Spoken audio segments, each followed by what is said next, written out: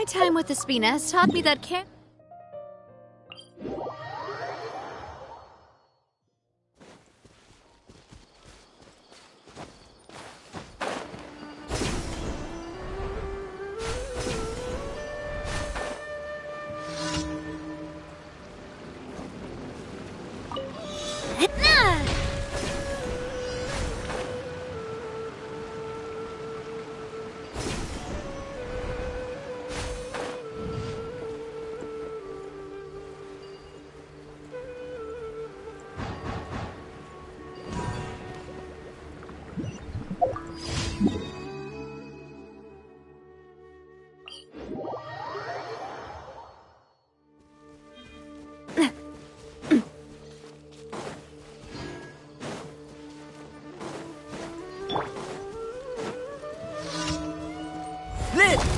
Strike at the Illusion shattered!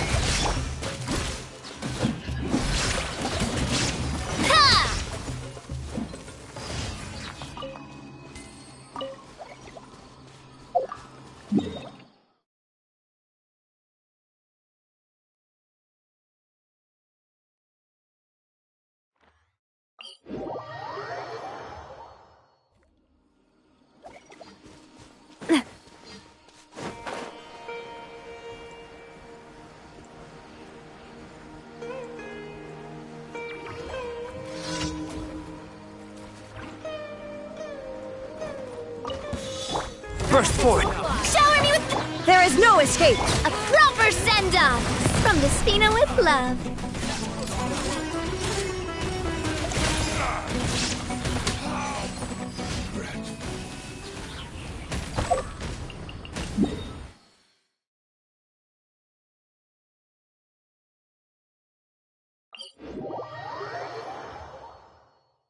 Sunglasses are great at keeping the sand out of your eyes so you can see your way. Except at night. Then you can't see anything at all. Come on, Navia, focus!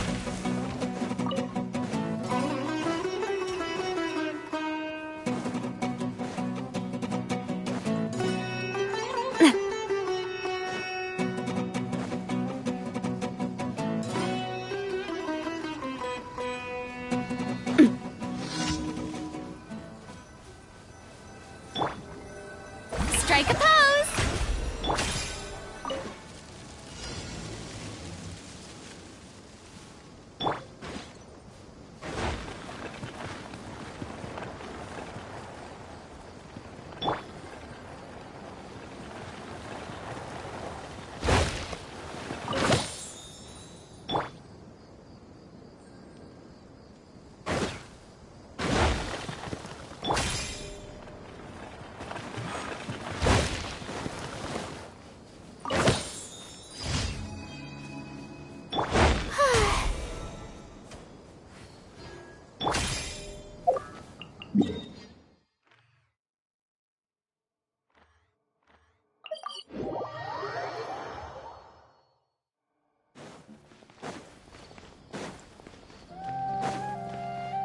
Ad Astra.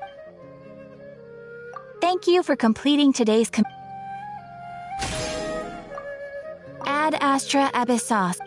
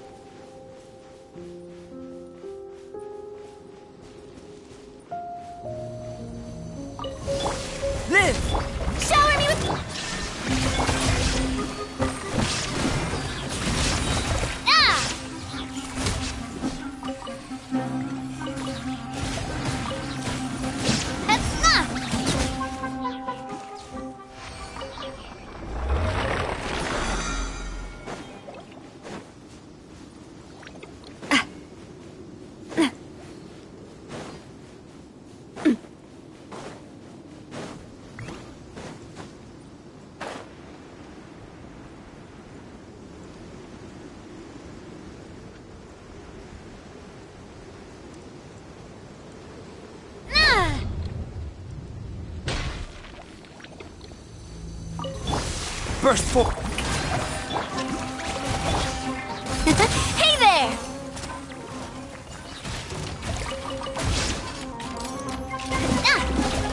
Hiya!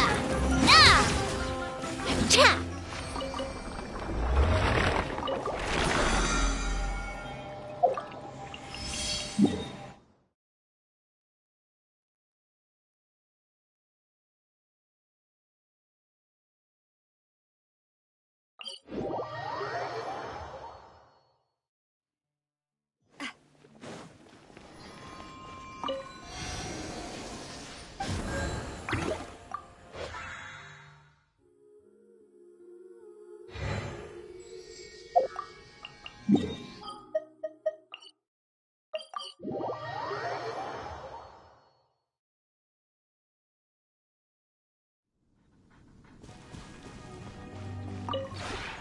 This realm is truly beginning to thrive.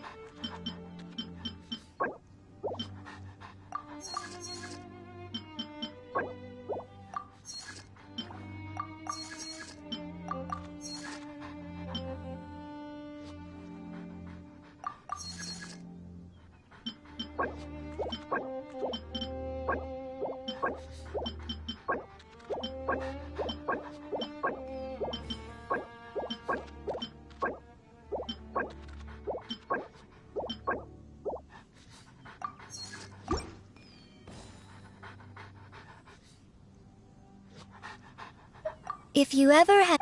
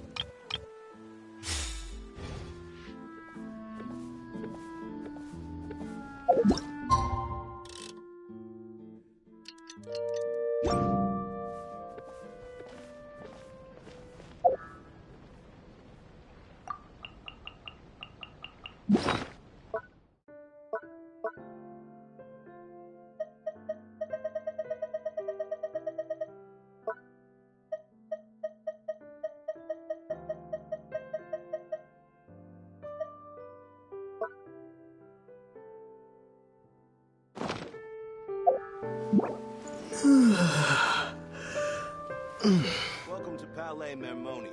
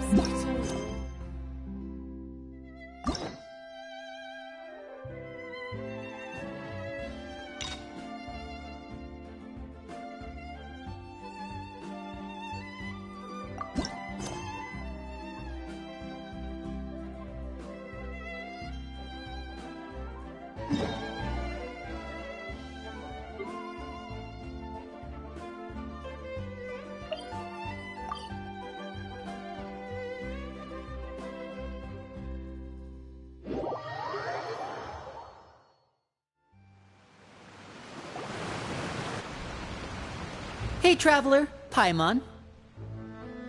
Oh, Paimon knows that voice! Over here.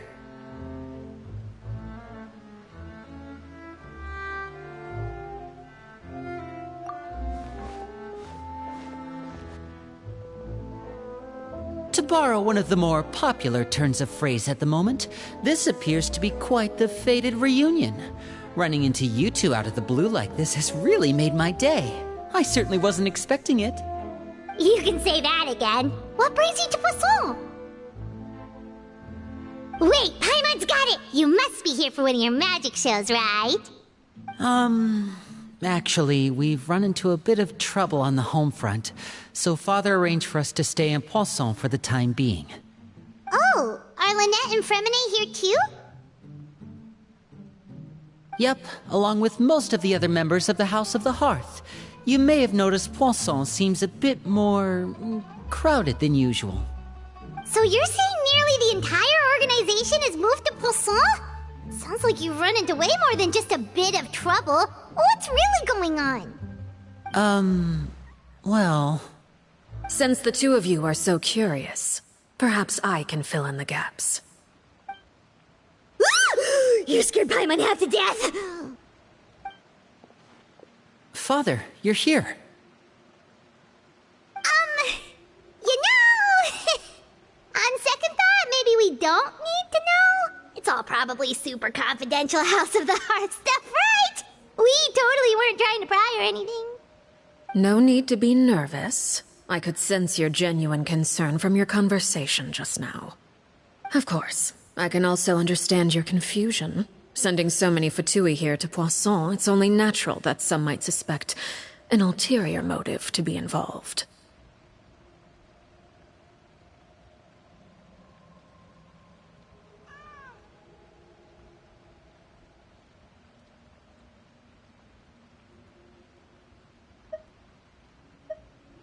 I understand. I'm well aware you've had your fair share of confrontations with the Fatui in the past, and I can't exactly guarantee that we'll remain on good terms in the future. As for right now, however, I would say we have little reason to be at odds, wouldn't you agree? The House of the Hearth could stand to be more open with those who have worked so closely with us in the past. As for the issue at hand, well, it hardly relates to any ulterior motive.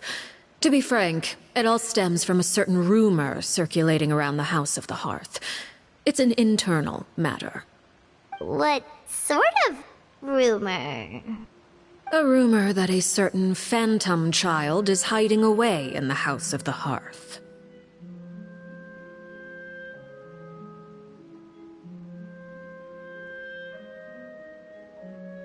A phantom child?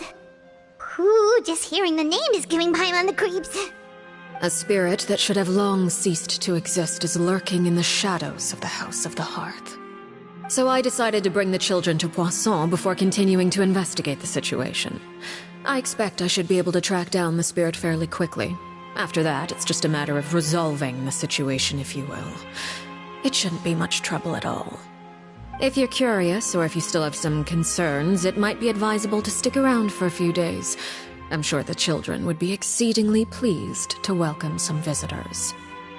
Lenny, I'll leave you to entertain our guests. I have some matters to attend to. Of course, Father.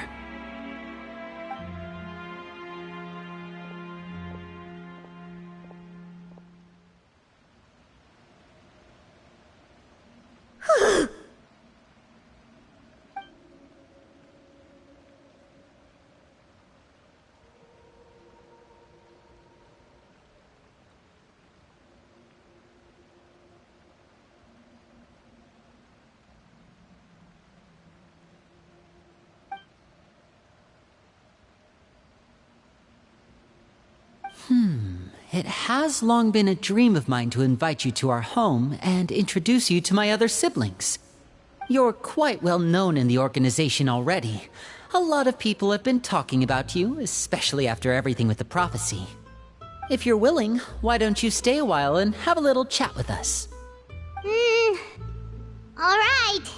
We don't have anything else to do right now anyway. But let's be clear, we're just gonna be there as guests, okay? Don't get any funny... Oh, wait a second. For your guests, that probably means we'll be treated to lots of yummy food, right? Of course. During our stay in Poisson, we've been helping out the locals with some fishing. We bring in quite the bounty every day. In fact, today's the perfect chance for me to show you what I can do in the kitchen. Let's go. I'll take you to where we're staying.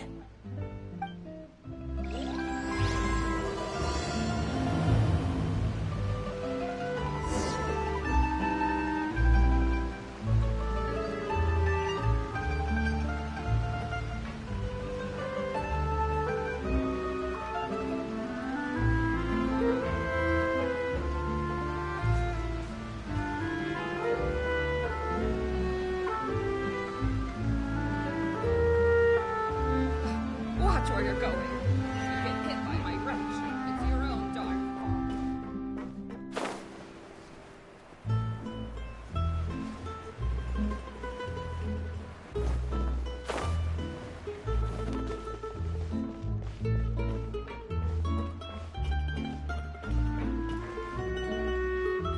We rented this house from one of the locals to use as a temporary base. I'll come back later and tidy up a bit. After that, it should be all ready for you to stay in tonight. Awesome, thanks! So, where are we off to now?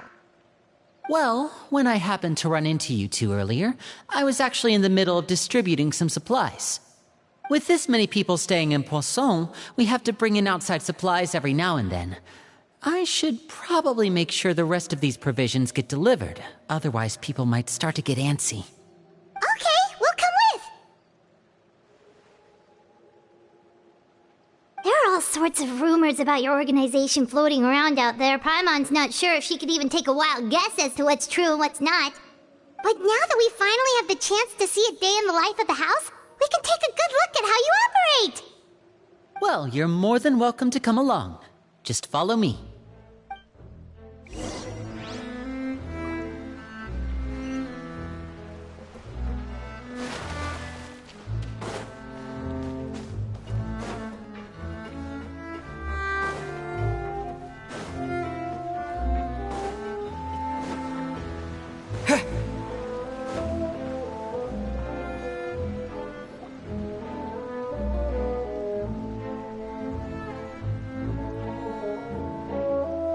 Linny! We're finally here. The supplies. I'm assuming you've... Brought them with me? Yep, here you go. Hello? Something caught your eye? It's the Traveler and Paimon! No way! Come here, everyone! Hurry! The Traveler and Paimon are here!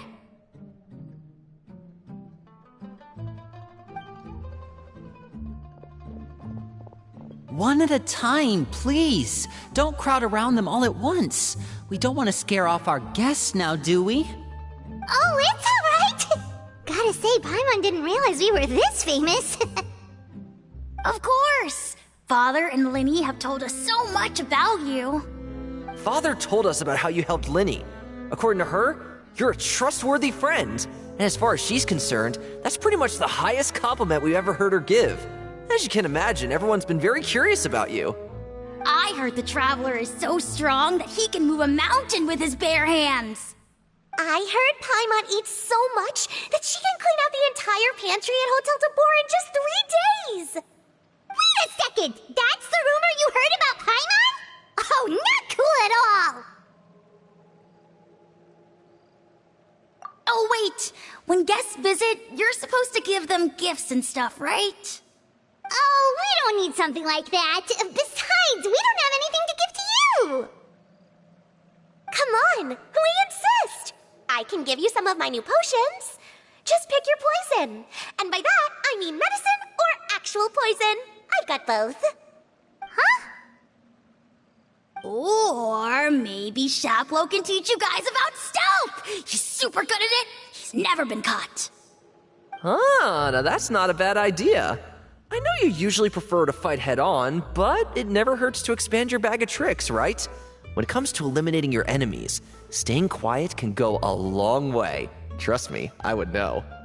I was poisoned not too long ago, and I'm still dealing with the after effects. So I'm not quite as good as I was before, but I can still give you some pointers. Wait, when you said gifts, Paimon didn't think you meant poison and stealth tactics. But those are the best things we can give you. You don't like them? Ooh, how about this? Tell me the name of someone who really annoys you, and we'll teach him a lesson for you. All right, Fold, Selwar. I think that's enough suggestions for now. When it comes to being a good host, it's the thought that counts. You don't need a physical gift to make our guests happy. In fact, pestering them with suggestion after suggestion might make them more annoyed than anything. I would say your enthusiasm has certainly gotten across. Really?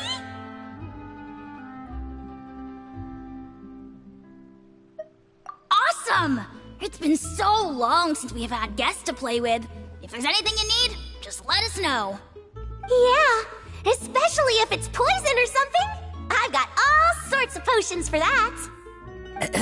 Well, we'll talk to you all later. We've still got supplies to distribute. All right, see you later.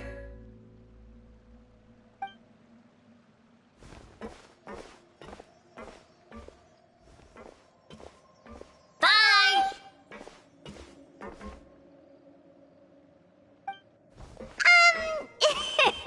Lenny, about all that poison and stealth tactics talk just now. Scared you, did it? That kind of talk comes with being part of the House of the Hearth. When Foltz was really young, he strangled all of his family pets, just out of curiosity. He was labeled a dangerous problem child and was abandoned by his family. Elwar has an unnatural obsession with potions. Father has forbidden her from trying all the different concoctions she comes up with, but she still tries to test them in secret. You really have to keep an eye on that one. Chaplot is around my age. While I'm mainly responsible for collecting intelligence, he handles surveillance. He's very passionate about his work and has no reservations about taking on some very difficult missions. I know you two probably aren't used to that kind of talk, but I can promise you they only had the best of intentions. Things like stealth tactics and developing different poisons, they really mean a lot to them. They were just trying to share the best of what they could offer, that's all.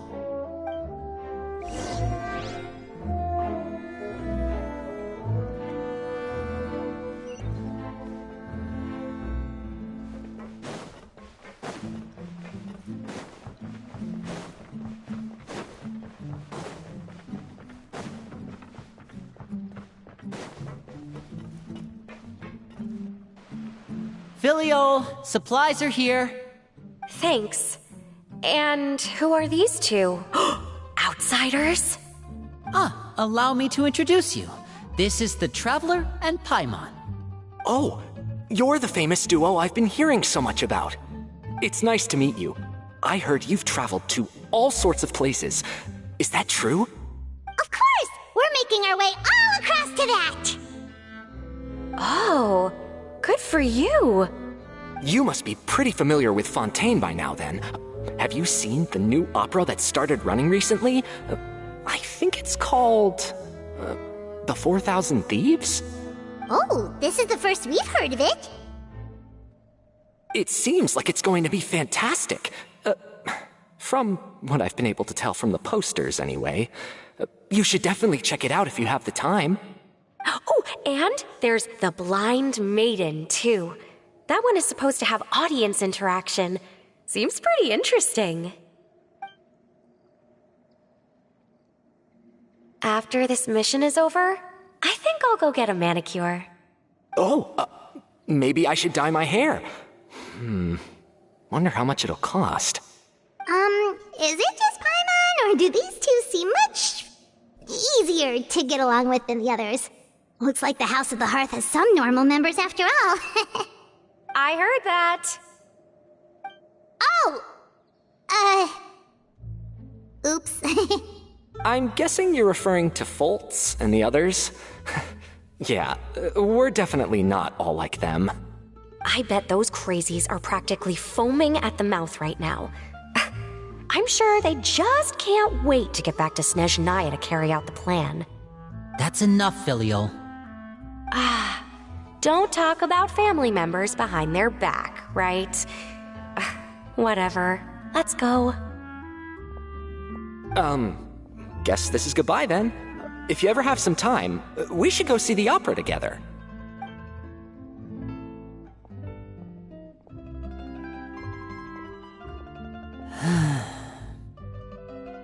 Well, that's it for the supplies.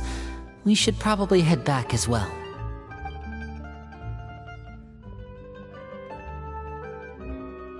Well, they didn't seem too happy with each other. Seems like there could be something more going on here.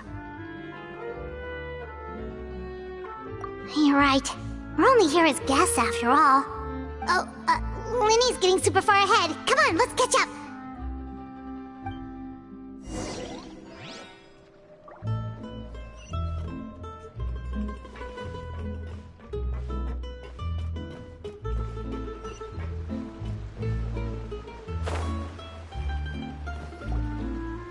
So, what do you think of the members you've met so far?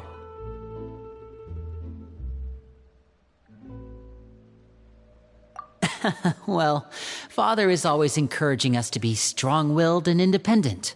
So if there's one thing we've got, it's people who aren't afraid to speak their mind. Well, I should probably get cooking. Wanna join? Of course! Then let's head out and... Fremine? What are you doing here? Fremine! Nice to see you again! Oh, you too. I heard you're here as guests of House of the Hearth. Welcome.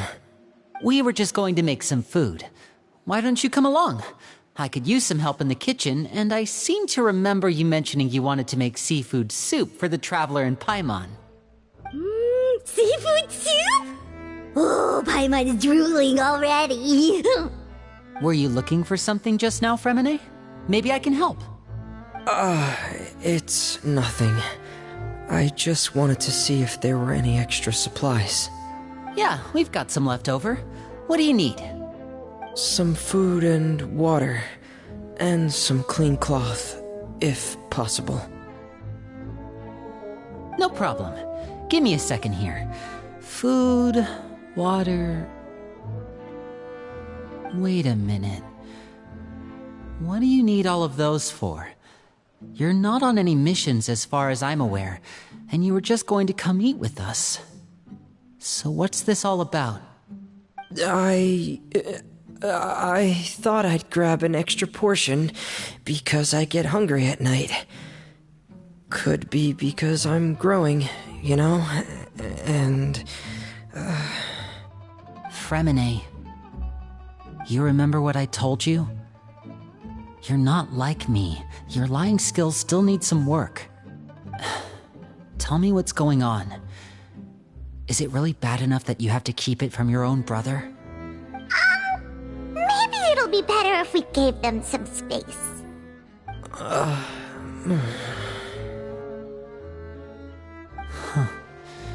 This is the first time I've seen that kind of look on your face. Whatever happened, does it have something to do with Father? Yes. Just follow me.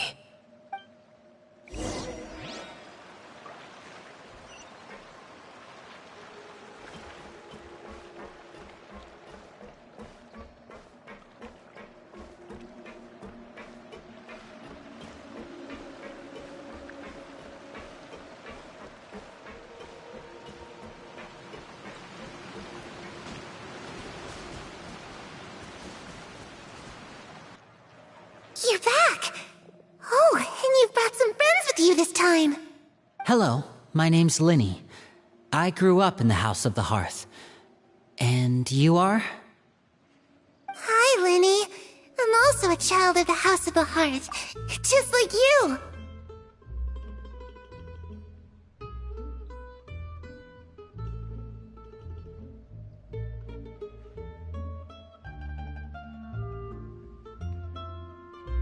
You can call me Clairvy.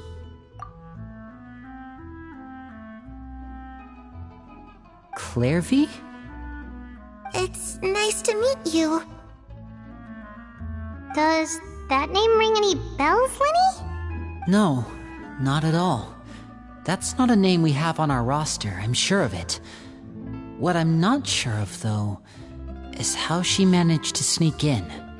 She must be the phantom child Father's been searching for. From the looks of it, I'm guessing you were the one that found her, Fremine. You, haven't told Father, have you? No, I haven't told anyone. I've just been keeping her hidden. For how long? About half a month now. So ever since we got to Poisson, then? Do you have any idea what you're doing? I know what I'm doing. Really? 'Cause from where I'm standing, it looks like you're hiding the very person Father has been trying to find. If Father finds out about this, everyone involved is going to be punished. You know the rules of the house, Fremine. I know you do. Father doesn't tolerate any form of betrayal. So why are you doing this? I've thought it through. And I just can't hand her over like that. Linny, don't you remember last year? Sheplo nearly died after getting poisoned during that one mission. He wasn't able to get back before the poison started taking effect, and not a single person was there to help him. That night, while I was sleeping, I heard a voice telling me to go save him. I opened my eyes, but I couldn't find the source of the voice. I thought maybe I was just hearing things, but I went to look for him anyway. Luckily, I got there with enough time to save his life. That feeling of being haunted, of hearing voices, it's happened many times in the House of the Hearth. I'm sure you've noticed. So what you're saying is, that was her? She was the one who spoke to you that night? Unless there are other spirits roaming around the House of the Hearth, I don't think there's any other possibility. If Clairvy were our enemy, it wouldn't matter whether she was a spirit or an actual child. I would have acted without a second thought, because that's what Father ordered us to do. But she's been living with us, helping us from the shadows all this time. I think that makes her family. I couldn't just hand her over to be dealt with. Not when there's so much we still don't know. So what's your plan then? You can't keep her here forever. Someone is bound to find out eventually. I haven't thought that far yet. I don't want to disobey an order from Father, but I also don't want to put Clairvy in danger. Come with me. There are a couple things I'd like to say to you in private.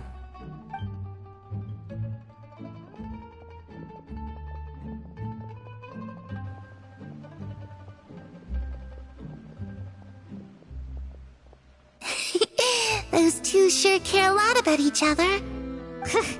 Well, they got a funny way of showing it. From where Paimon was floating, it sure seemed like they were about to bite each other's heads off. No way! They have a really deep bond. I could tell right away, because I also have a friend like that. I just don't know how long that kind of bond can last.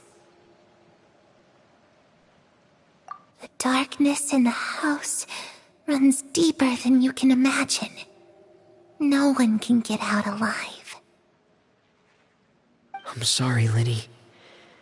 I really didn't mean to drag anyone else into this. Oh, really? You didn't mean to? 'Cause I, for one, wish you did. Huh? What do you mean? You know, when we were younger, you didn't call me Linny. You called me brother, just like Lynette. We grew up together, the three of us. We were all orphans, all rescued by father. Of all the siblings in the House of the Hearth, I think our bond was the closest.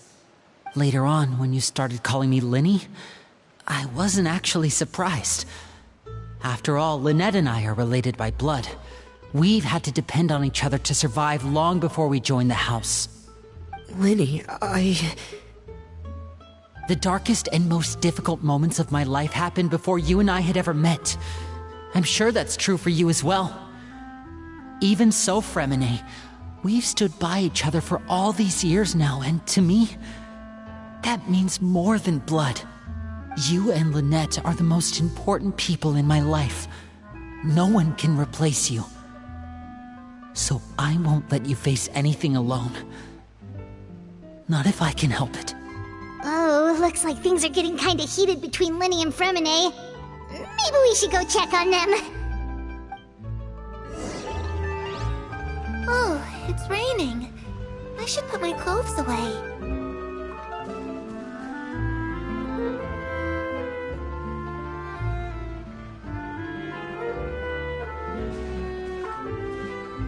Perry? Huh. Looks like she's not here either.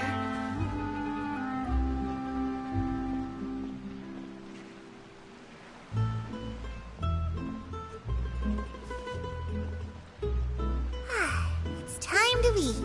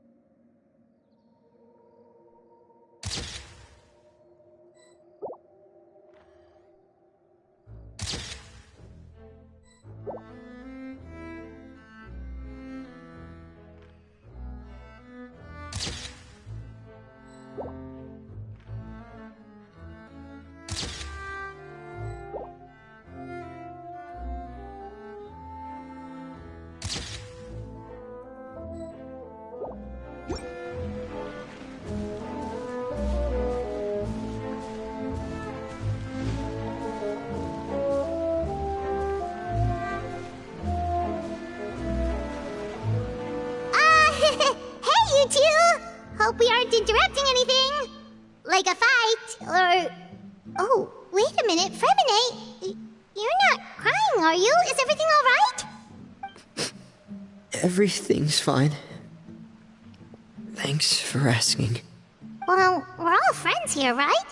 We've been through so much together, so if there's anything we can do to help, just say the word. It's just a small family dispute.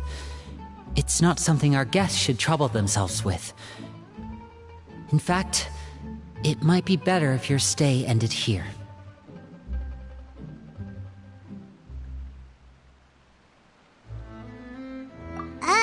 What are you getting at, Traveler?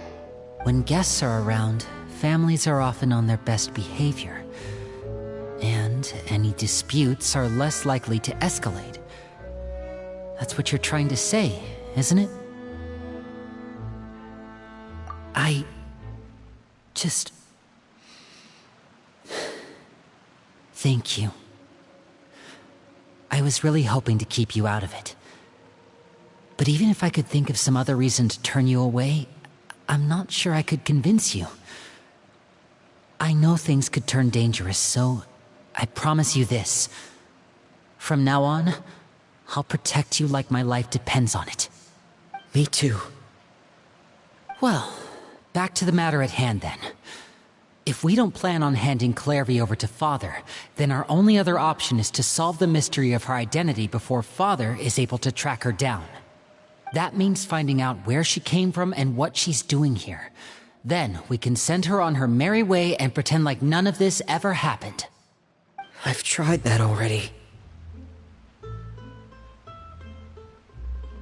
And? And... nothing. I tried taking her somewhere really far away, but... after some time, she just reappeared. She even came with us all the way to Poisson. It seems like wherever the house is, she follows. I don't know much about spirits. Do you two have any ideas? Let's see here. Paimon remembers hearing something like, if you fulfill a spirit's last wish before they died, they'll let go of whatever's keeping them here and return to the ley lines. Oh, it's just that Paimon doesn't really remember where she heard that, so it's not guaranteed to work or anything. Well, sounds like it's worth a shot. Guess that means we should go ask her about her wish. But first, Fremine, I need you to promise me something. What is it? I need you to promise me that this will stay between the two of us. We're the masterminds behind this whole thing.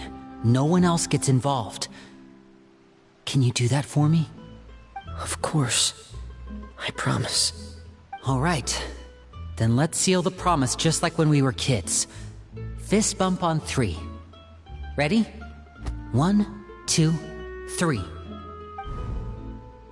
I swear.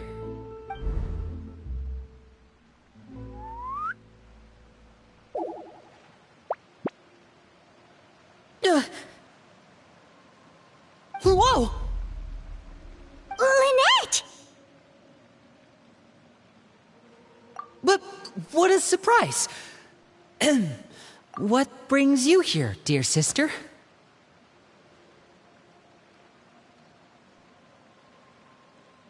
And, when exactly did you get here?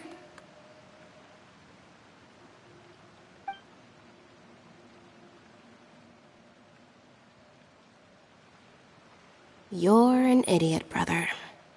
And you too, Fremine.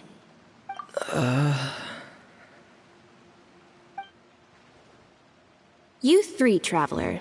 And you 4, Paimon. Wait, what did we do? I've seen Clairvy around the House of the Hearth before. I hadn't seen her in Poisson, so I figured she must not have come with us.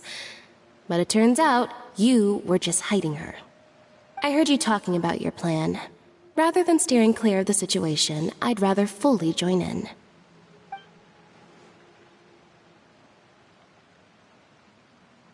If you don't agree, I'll have no choice but to report everything back to Father. Simple as that. You're not giving us much wiggle room here, Lynette. Well, I guess we're all in this together then. After we talk to Clairvy, we'll figure out our next move. There's no time to lose. Let's go.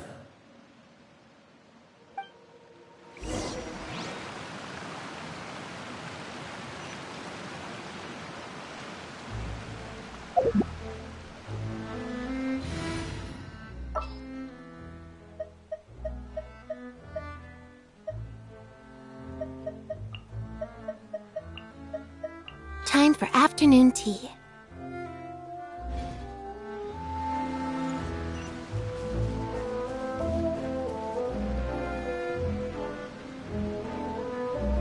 I'm full. Thank you for bringing me this food, you guys. She said she's full, but the food doesn't look like it's even been touched. That's right. Based on what I've been able to observe, it doesn't seem like Clairvy can interact with the physical world at all. Still, when she's presented with food, she'll always linger around it for a good little while. Maybe, in her mind, she really is eating those things. Does she know that she has already passed away? I've tried to ask her, but she didn't answer. My guess is that she's just as confused as we are. Or maybe she couldn't understand the question at all. Clairvy, if you've got some time, I'd like to ask you a few questions. Sure. Oh, another new friend. Hi, I'm Clairvy. Hello. Clairvy, how did you join the House of the Hearth? Huh? Isn't it the same for everybody? A knave brings you here and then you can't leave. It's just that your name, it's not on the roster. And I've never seen you before. The roster? Oh, I get it now. I think there might be some things you don't know about this place.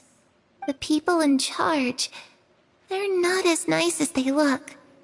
They say they keep a roster, but it's not complete. There are a lot of people who aren't on it, and never will be. In this house, some people are family, and other people are just test subjects. Those kinds of people aren't ever going to get a place on the roster, unless it's the roster of people who've been executed. Wait, does that mean the knave... She... Is there anyone that can vouch for you? Perry, she's my best friend. She's the only one I trust in this place. Have either of you heard of that name before? No. Me neither.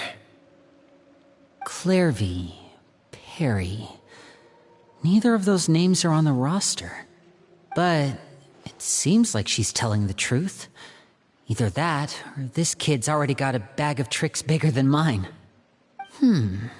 Maybe we should try a different approach. Clairvy, do you have a wish? A wish? It can be anything you want. Just imagine. It's your birthday, you're blowing out the candles, and your wish is...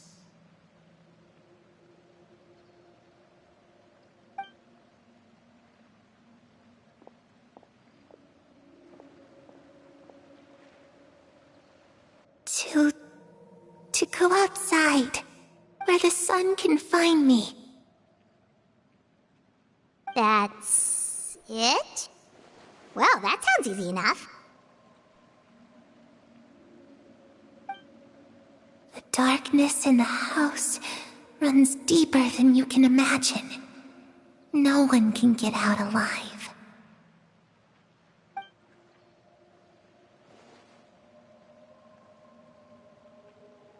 Okay, time to divide and conquer. Listen up, I've got a plan. I'll try and find a way to use basic illusory magic to take Clairvy outside and bring her somewhere with sunlight. Lynette, try and find the list of executions that Clairvy was talking about, and see if her name is on it. Fremine, you stay in Poisson. We can't be the only ones who've had run-ins with Clairvy. I need you to collect intel on everything she's said and done. Understood. I'll try my best. What about us? What should we do? I really appreciate your willingness to help, but this is a family matter. I don't want to drag you in too deep. It's too risky. Let me think. Since Father considers you to be guests, maybe you could stick by her side for a little while. You don't need to do anything except keep up some nice, casual conversation. Ah, Paimon gets it. You want us to distract her.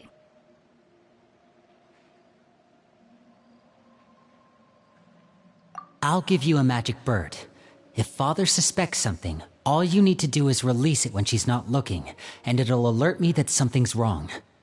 Of course, that's only as a last resort. If Father doesn't seem to notice us, there's no need to make contact. We'll reconvene here tonight after all's said and done. If the worst case scenario happens and we're discovered, just tell Father everything. We're not going to let our guests get punished for our own actions. That's where we draw the line.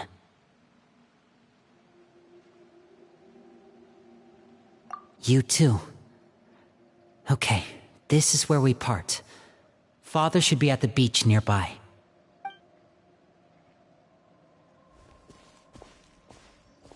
I really hope this goes well. No, it has to go well. That's the only way this can get resolved.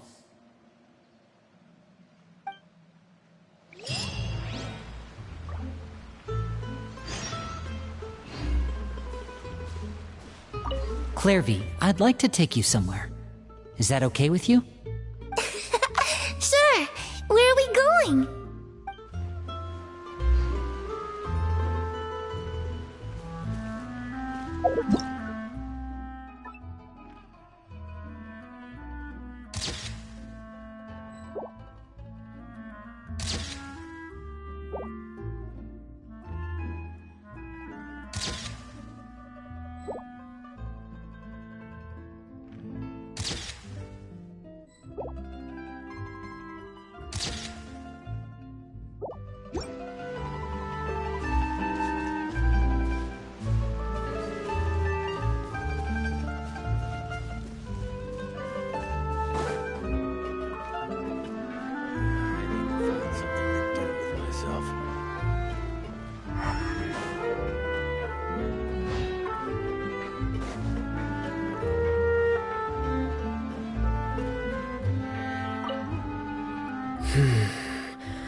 Where should I start looking?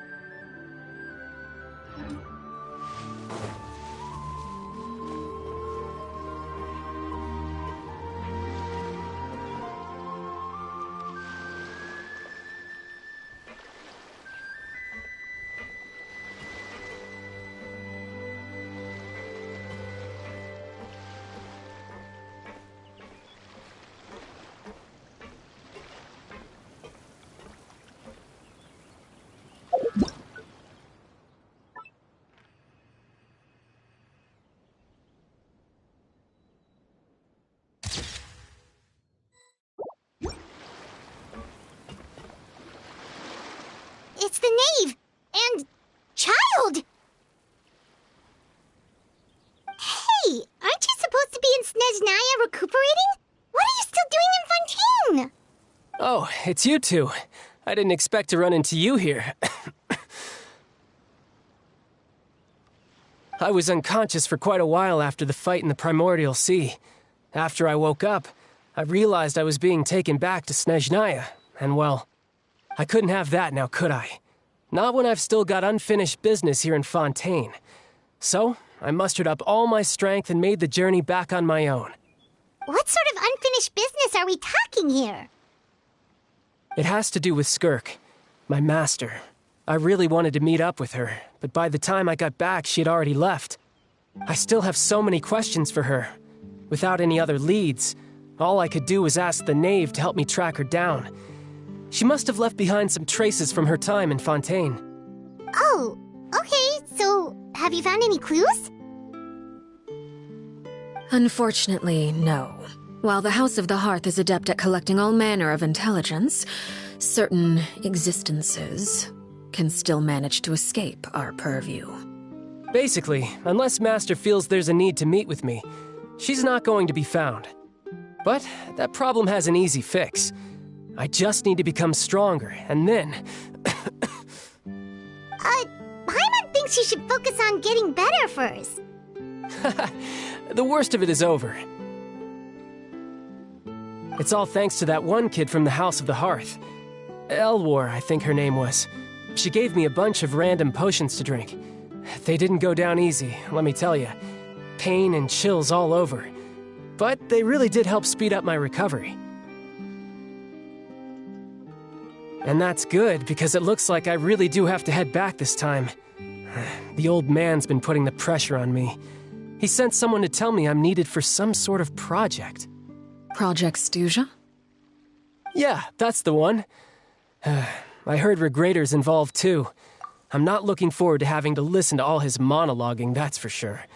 Hey, maybe you could think of a way for me to stay in Fontaine for a little longer. Helping Linny and the others brush up on their fighting skills would be far more interesting. If you and I could spar, that would be even better.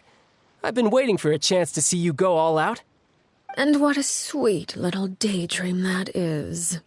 But I also have a role to play in all this. I'll be leaving Fontaine shortly as well. Besides, considering how little they see fit to step outside the homeland, being called on to return to Snezhnaya by such illustrious dignitaries, what a great honor. Wouldn't you agree? One I could do without, I'd say. Is it just Paimon? Or does it kind of seem like they're...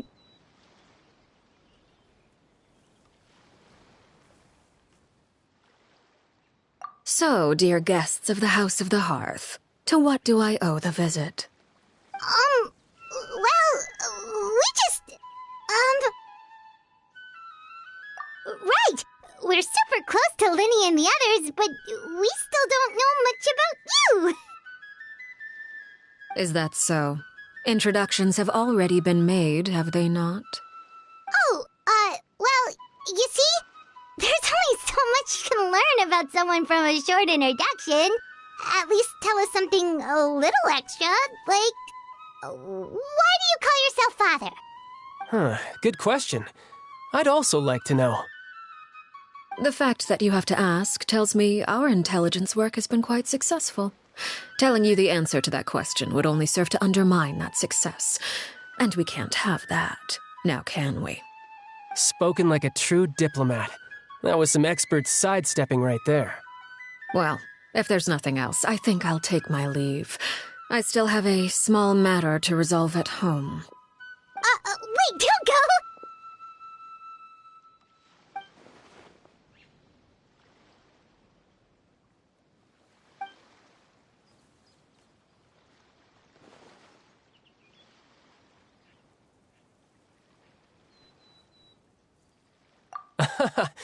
I'd also like to hear the answer to this.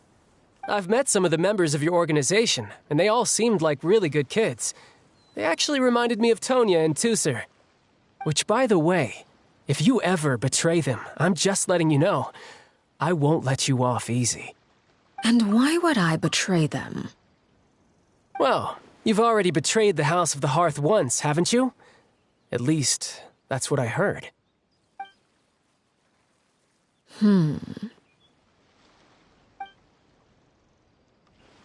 Okay, I admit. That's just what the old man told me. The rooster, I mean.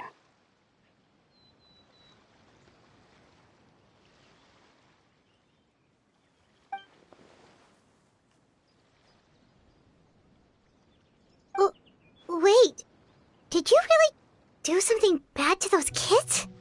Never mind what I've done. I'm more curious as to what the mighty rooster had to say. Care to enlighten me? Well, nothing much. Just some stuff about you taking out many other members of the House of the Hearth, and even going so far to attack your own family. I see. Oh, based on your reaction, I'm guessing it's all a bunch of lies. Hardly. I don't appreciate his particular turns of phrase, but I suppose he didn't say anything untrue. Although, it would be more accurate to say that there is a certain level of prejudice involved, but I don't intend to clear that up just yet. Prejudice has a funny way of concealing the real truth behind certain things, an attribute that I find to be quite advantageous. Call yourself a Fontanian, for example, and people will assume all sorts of things, when the real truth is that this is simply the land where I was raised. Huh? You're not actually from Fontaine? But then why did you try to help out with the prophecy and everything? I was trying to protect the children born in Fontaine.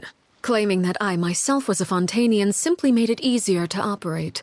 People would hardly suspect a fellow Fontanian of having any ulterior motives. Who wouldn't want to save their homeland, after all? The primordial sea wouldn't have any effect on me, but it would have caused great harm to the House of the Hearth. Well, you wanted extra information, didn't you? There you go. I hope that satisfied your curiosity.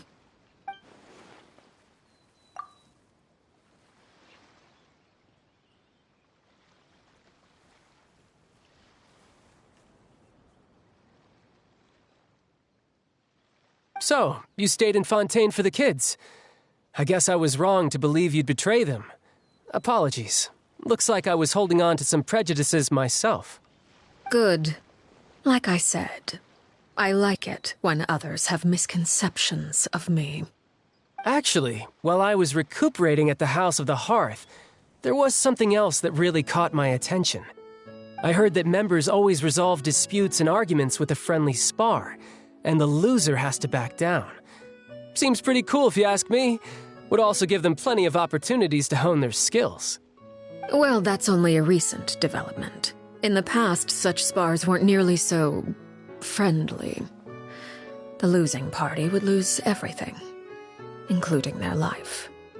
They were that high stakes? Whew, at least that's not a thing anymore. Well, the current atmosphere's not half bad. I'm a bit jealous, actually. You've got so many family members around you, and you even get to live with them. Having a lot of family around means dealing with a considerable amount of bickering and scheming. Once Tonya and Tusser enter their rebellious phase, I'm sure you'll understand. Just imagine. Tusser becomes obsessed with plucking out strands from the rooster's mustache, or Tonya decides to dye her hair 42 different colors. Okay. I get the picture.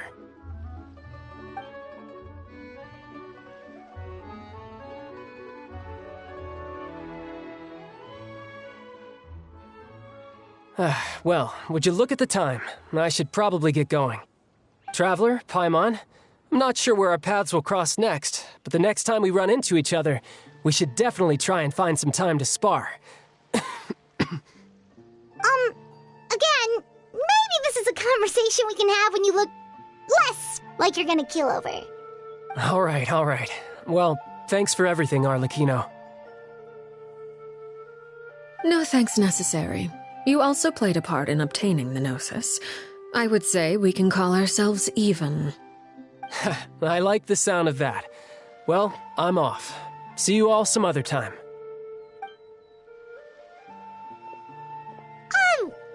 probably get going too. Do you want to head back with us? Oh? You want me to leave so soon? Oh! Well, you see, I'm rather enjoying the evening breeze.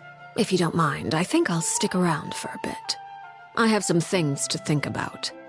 Apologies for not attending to you like a proper host. Please forgive this slight. I do hope you'll have a pleasant stay.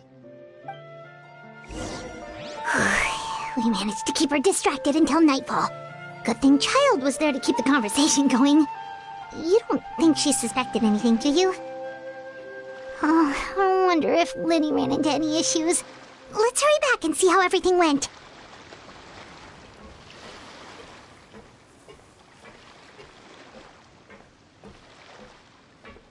Oh?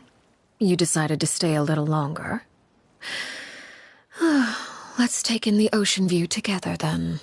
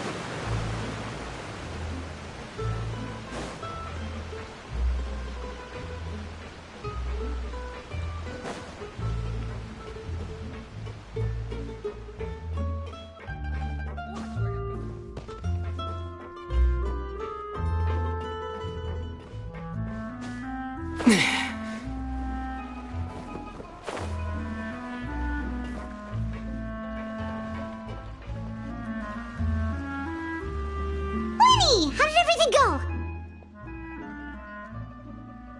Well, long story short, we ran into a small issue. Clairvy can't go into the sunlight. Everything was fine at first. She followed me up to the surface just like I told her.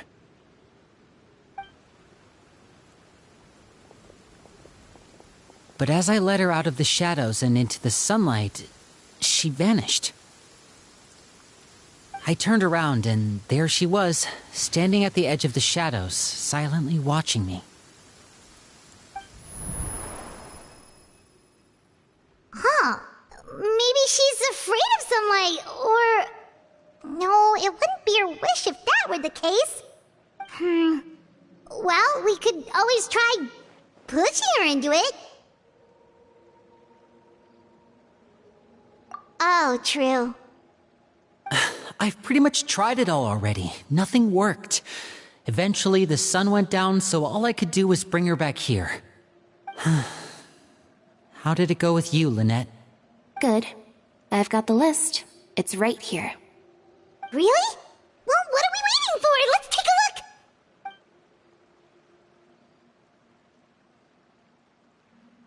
Oh, that's a lot of pages. Oh, it's gonna take forever to get through it all. We can each take a section. Here. La Pouillade, l'endroit, Chambel, horaire.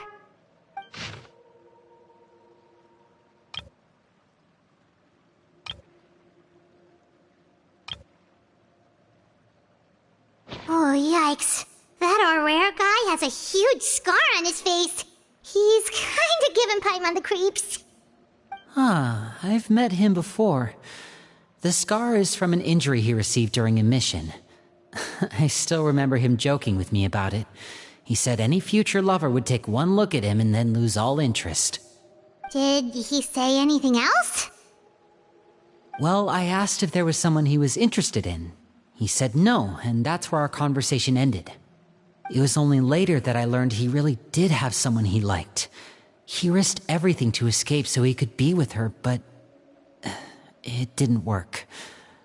One day, Father asked to see him, and, well, I never saw him again after that. Wait, so that means the knave, It may seem cruel, but it's just one of the rules of the house. Betrayal is not to be taken lightly. We know too many secrets to come and go as we please. So, if you do try to leave, you pay with your life.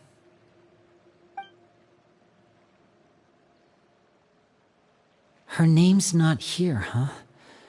Well, that's not too surprising.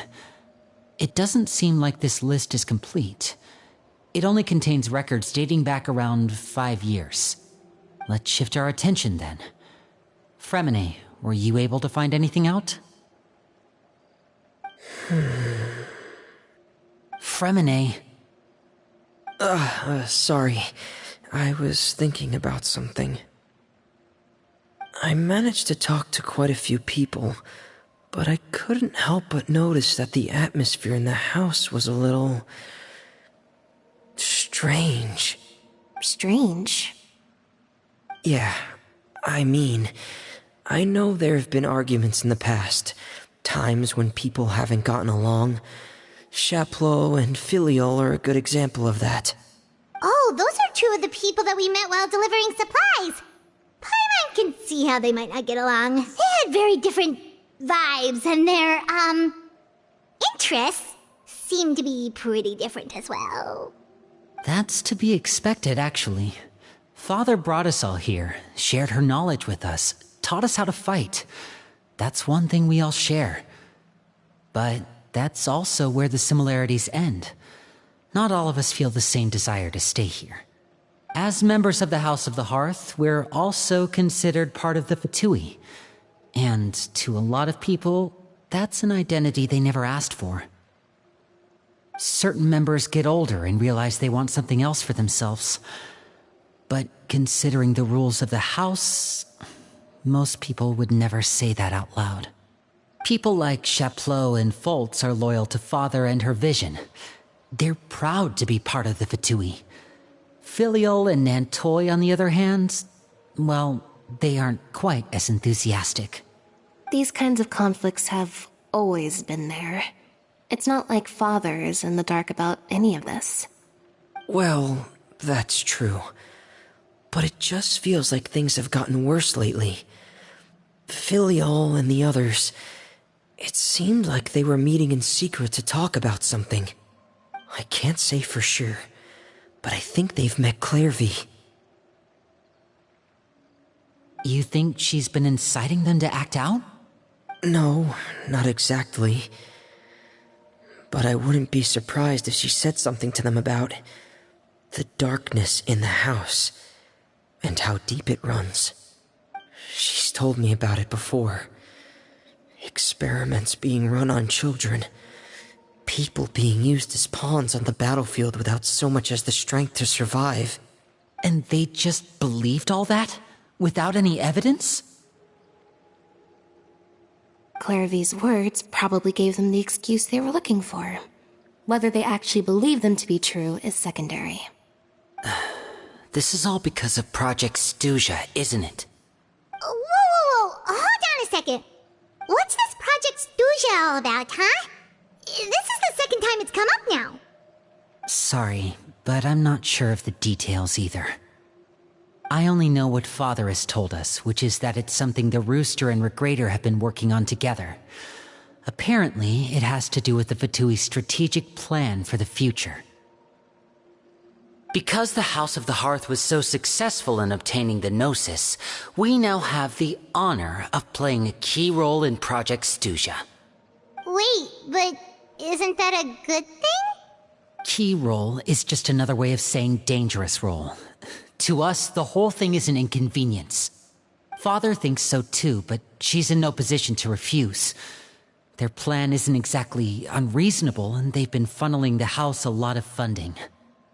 It's just that we'll lose a lot of members in the process.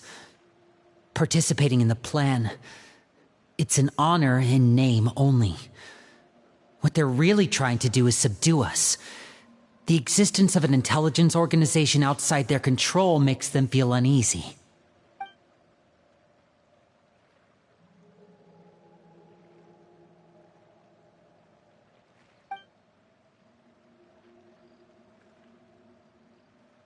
Okay, super complicated top secret Fatui business aside, what does all of this have to do with the conflicts you were talking about earlier? Paimon doesn't get the connection. External pressure has a way of exacerbating internal strife. You can't overlook the power of fear either. People are afraid of dying, and that fear is often the impetus for a lot of stupid decisions. I thought resolving the Clairvy situation would make everything go back to normal, but it looks like things are more complicated than I thought. If we leave Filiol and the others to their own devices, sooner or later, Father will be forced to take action. We can only focus on one situation at a time, brother. You're right. Even if we confront Filiol and the others, it won't do any good. It might even make matters worse. We should focus on Clairvy for now. Well, it's getting late. We should head back and get some rest. We'll try again first thing tomorrow. Lynette, you stick with me this time. Fremine, keep a close eye on Filiol and the others. Make sure they don't do anything they'll regret. Good work today, everyone. Have a good night, and I'll see you tomorrow.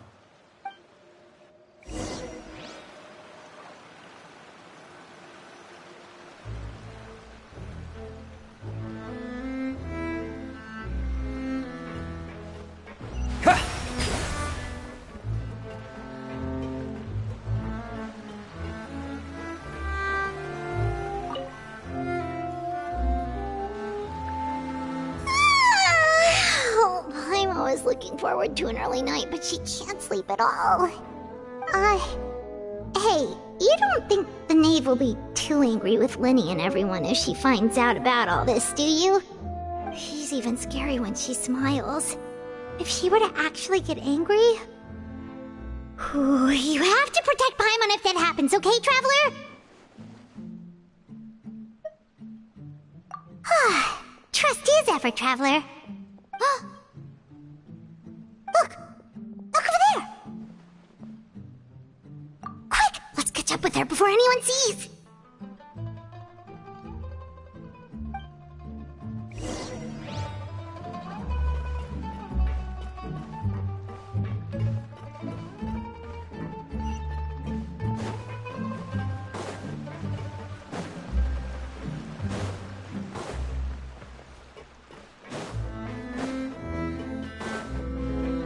Over there!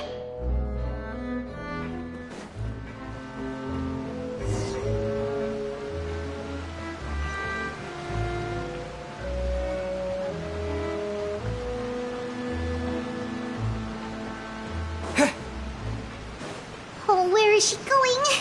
Oh, if someone sees her, we're toast!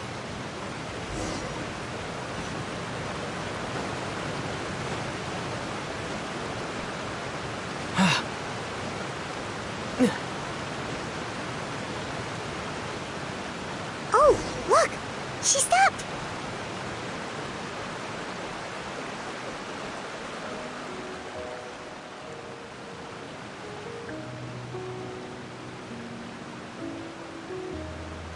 Clairvy! Shh! I opened the window while no one was looking. Look how pretty the outside is.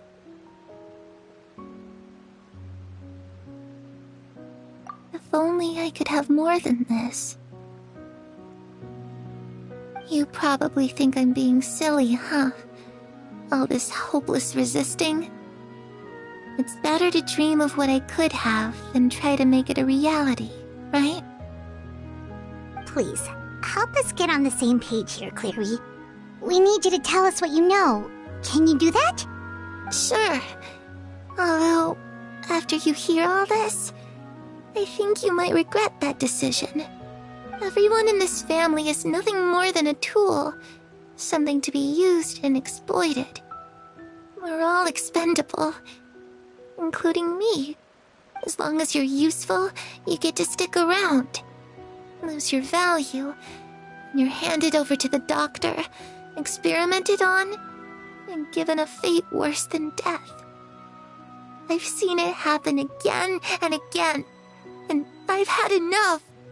You're saying the knave did all that? It's just, that doesn't seem like something she would do. She's scary and all, but it seems like even she has lines she wouldn't cross. I knew you wouldn't believe me. Everyone thinks she's a good person. They all think of her like a real mother. Mother? But she doesn't deserve that title. She's disgraced it and tarnished it. And if I had things my way, I'd never see her again. If only Perry were here, she'd understand. Perry. There's that name again. Also, Paimon's getting a strange feeling. It almost feels like she's not really here with us. Paimon can't tell if she's actually talking to us or if she's mistaken us for someone else. Well, in any case, it seems like she really needs someone to talk to. We should keep her company for a little longer. She looks so young. But it seems like she's been through a lot. It's getting windy. I should close the window. Ooh, look at the moon. Isn't it pretty? Hey, wanna hear a secret? I heard that if you look up at the night sky in Snezhnaya, you can see the aurora. It's supposed to be super pretty. Even prettier than the moon tonight.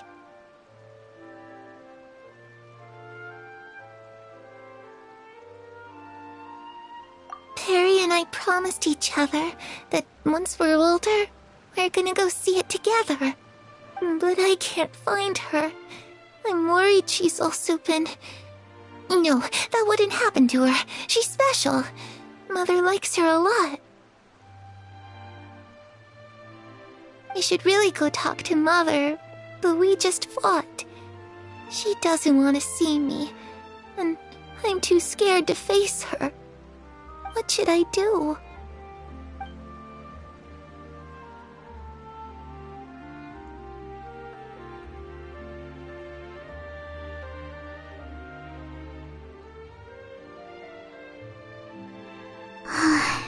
Paimon really doesn't understand what's going on with her. Well, let's head back.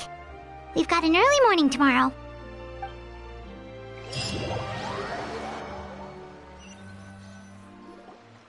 All right, looks like we're all here. Let's go ahead with the plan. Oh? What is it?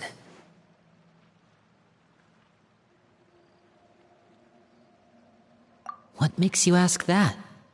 Well, we kinda ran into Clairview last night, and that's what she told us.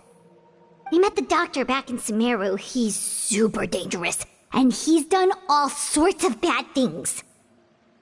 It's possible that Father and the Doctor have had certain dealings, but I don't think Father would work with him. We're not really on the same side, so there's not a lot of trust between them. That doesn't exactly set the stage for a successful partnership. I did hear, though, that when Father first became a Harbinger, the Doctor offered to work with the House of the Hearth. Father rejected most of his proposals, except for one. It had to do with some sort of secret experiment. Secret experiment? Could that be what Clairview was talking about? I don't think so. I don't know any details about the experiment itself, but I do know it's an entirely independent operation. The Doctor only proposed a direction for the research. That was the extent of his involvement. I still don't think that counts as working together. The details of the experiment are confidential, but complete records are kept on all participants. that doesn't seem to be the case with the situation Clairvy referred to. I know you don't agree with some of the Fatui's methods, and I'm not asking you to. But I am asking you to trust us on this. The House of the Hearth has its own principles. There are certain lines we're not willing to cross. Alright, that's good to hear at least. Clairvy seems to think the knave and the doctor worked together to do something horrible. If that turned out to be true, Paimon doesn't know how he would even face you guys. It's just that it doesn't seem like Clairvy is lying either. The easiest thing to do would be just ask the knave directly, but Paimon doesn't think she'd tell us. Father didn't come back last night. She's probably still near the shore. We'll be counting on you to distract her. Lynette, you're with me. Fremine, you know what to do. Be on your guard, everyone. All right, let's get to it.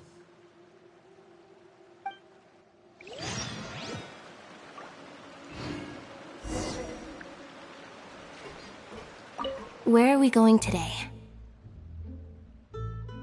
Let's try somewhere further away this time.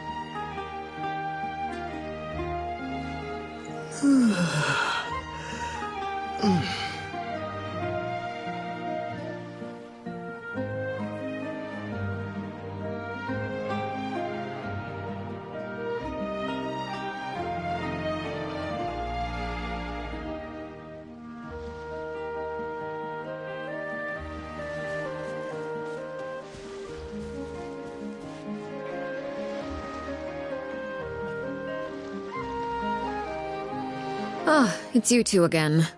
I must say, you look a bit pale. Did you have trouble sleeping last night? A little.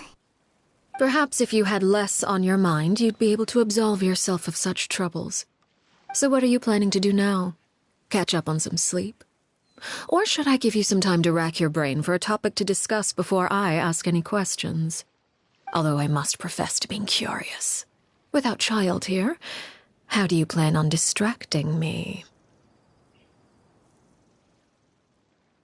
Us? Distract you? A good one. But no, we were just here for a chat. Looks like you could have used some extra time to think. No matter.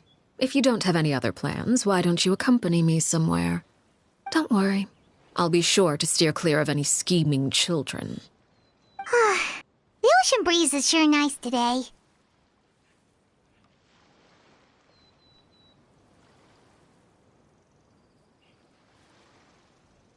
Children always think they can hide things from the grown-ups. But nothing gets past me. Least of all a little scheming. I think I'll let them have at it for a little longer. I can be very patient. Well, I'll leave you to think things over. If you're so inclined, meet me outside the Palais Mermonia. Good things come to children who do as they're told. So I do hope you decide to tag along. If only for your friends' sakes. What should we do? She clearly knows about everything we've been doing, and Paimon doesn't think it'd be a stretch to say she was threatening us just now.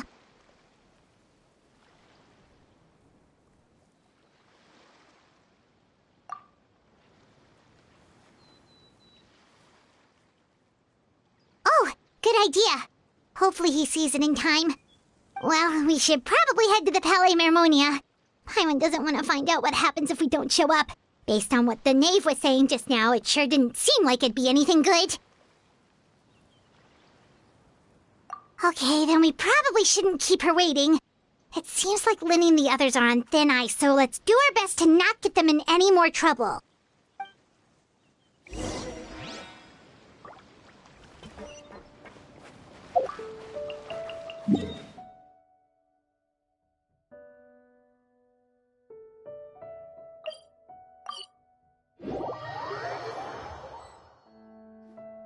Seeing as we still have some time before my meeting, we might as well enjoy some pleasant conversation while we wait. I'm glad to see you get along with my children. Being surrounded by good companions is necessary for a child's development. You're not planning on doing anything to them, are you? I assume you're referring to Linny, Lynette, and Fremine. Although, there's that situation with Filial and Nentoy as well. It appears quite a few people have been acting out lately. No matter. I'm not one to discriminate. All those who betray the house meet the same fate. There are no exceptions. Does that mean you're going to kill them? Oh, are you here to beg for their lives? I'm sorry to disappoint, but the rules of the house change for no one. In my organization, everyone is responsible for their own actions. But don't you care about them at all? They really respect you. They even call you father. You must feel something for them. Any organization in which feelings come before principles is one destined for ruin. The House of the Hearth is hardly an exception. You could say our principles are more stringent than most. Perhaps I can offer you this consolation at least. As our guests, you two will not be held accountable along with them.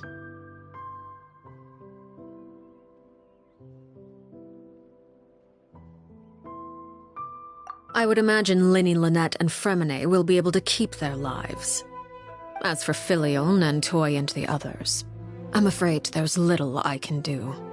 They can try to escape, but once you know our secrets, there's no getting out alive. But that's awful. Ah, you seem concerned. Out of consideration for my guests, I suppose I could turn a blind eye for a little longer. If Linny and the others manage to dispose of Clairvy in the meantime, all evidence of their wrongdoing will be lost.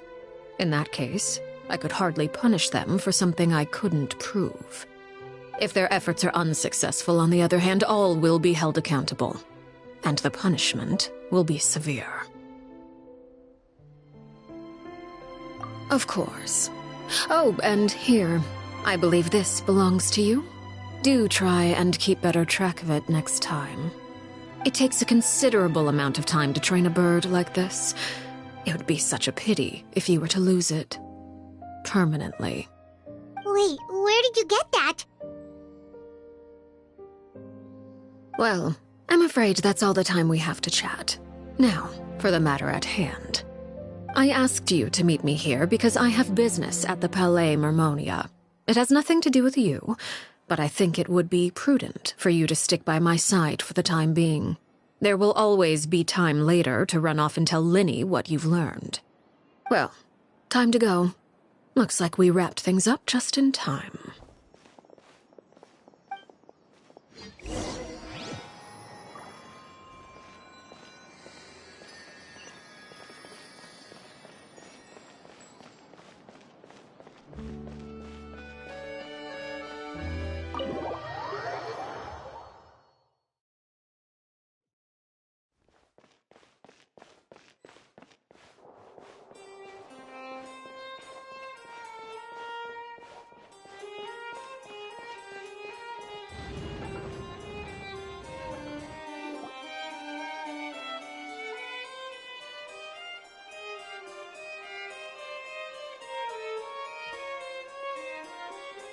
It's been a while, Monsieur Neuvillette. I must say, I wasn't expecting my meeting request to be approved quite so quickly. The Palais Mermonia operates with an efficiency worthy of admiration. It is only right that an esteemed diplomat such as yourself should be afforded the proper level of respect. Although, if I may speak plainly, I must confess that I did not anticipate we would have the occasion to meet again after presenting you with the Gnosis. I see you brought the Traveler and Paimon with you as well. If I may inquire as to the purpose of your visit. I'll be departing Fontaine shortly. There is, however, an outstanding matter that I would like to see resolved before I go. It requires a rather lengthy explanation, I'm afraid. So I took the liberty of explaining everything in this proposal. Please review it at your leisure, Monsieur Neuvillette.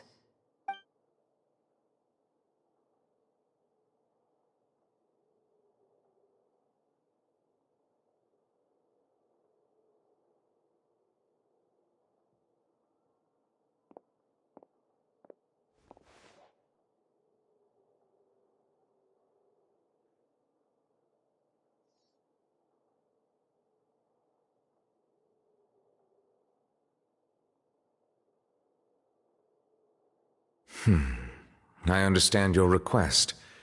However, at the risk of causing offense, I must admit that I fail to see why you would wish for such a thing. I heard you have a certain fondness for water tasting, Monsieur Neuvillette, so allow me to use water as an analogy. A family is like a large body of water with countless rivers flowing in and out. As someone who watches over this system, I would hope that each river that flows from the source will eventually reach the ocean. Of course, objectively speaking, I know this is impossible. Most of the rivers will dry up along the way, disappearing into the ground and leaving nothing but a barren riverbed behind. Not all rivers are destined to reach the ocean, but I would not see their existence rendered meaningless. I believe the water that flows within them is simply meant for a different destination, like a field in need of irrigation. Or perhaps the glass of a certain water-tasting enthusiast. Did you get any of that, Traveler?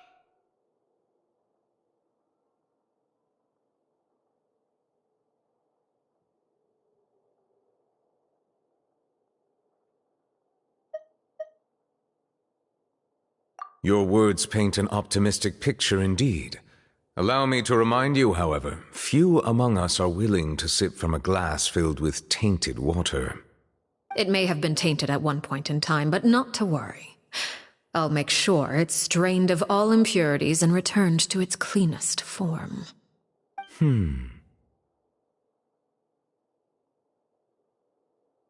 I seem to recall there being a transactional aspect to your proposal. Perhaps you could expound on that? If you accept my proposal, Monsieur Neuvillette, I will gradually withdraw my forces from Fontaine. And, unless absolutely necessary, I will no longer carry out any special missions within Fontaine. I presume I can take your words to mean that, in the future, cases similar to the Tartuffe assassination will cease to cross my desk? Tartuffe? Ah, that thief who embezzled funds from all those charities, you mean? My deepest condolences to his family, but without any evidence, I cannot imagine how the House of the Hearth might have been involved in his passing. Of course, if you accept my proposal, Monsieur Neuvillette, I'm sure certain measures could be taken to reduce the frequency of such troubles. You choose your words carefully indeed. In that case, I am inclined to accept your proposal. My thanks for your generosity, Monsieur Neuvillette. Well, with that settled, we should be going now. I took the liberty of bringing along 2 bottles of spring water from Snezhnaya for you to enjoy. I do hope I get the chance to hear your impressions. Perhaps at our next meeting, yes? Indeed. I trust you would not overlook your commitment in the meantime. All right, Traveler Paimon. Time to go.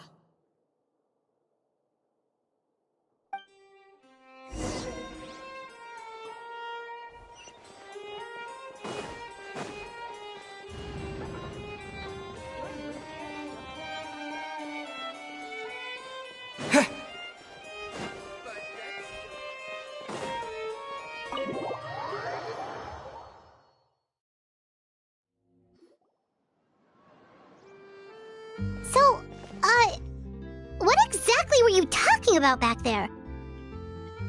Paimon only heard you mention some rivers, a large body of water, and then some kind of irrigation scheme. You really want to know?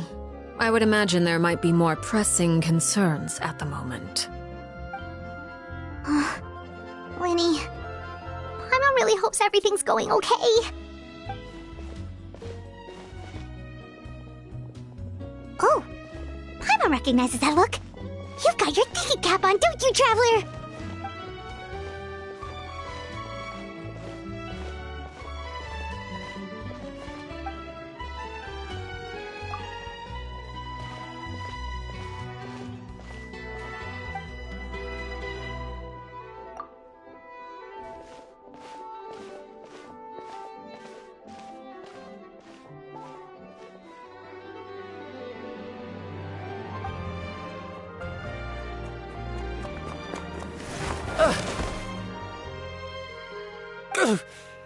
Oh, shoot.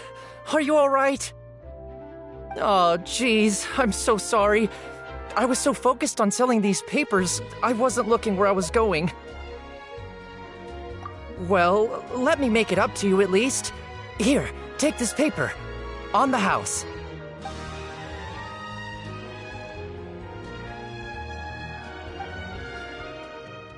Oh, you don't have to give us anything. Please, I want to. It's not like I'm short on supply. All the extras will be useless come tomorrow anyway. It's my fault, really. I was just trying to bring home some extra mora for the family, but I bit off more than I can chew. I haven't had many takers today, so I'm still swimming in papers. What's going on here? Nothing much. I just ran into your friend here on accident. I should probably get going, actually, so... Hold on. Of course, I'm happy to compensate you with mora, it's just... I don't have any on me at the moment. I'll take 3 papers. Here. Your payment. Oh! Thank you for your patronage. May the Archons bless you with good fortune. If only I had the chance to run into such generous customers every day. I should probably just take on a smaller inventory though, right? I'm getting married soon, so sometimes it's hard to not get ahead of myself. Anyway, I should head out. Goodbye! Well, now that my affairs are settled, we should take the boat back to Poisson. We've even acquired some light reading to enjoy along the way. Actually, why don't we stick around for a little longer? Paimon just realized how hungry she is. She can't head back to Poisson on an empty stomach.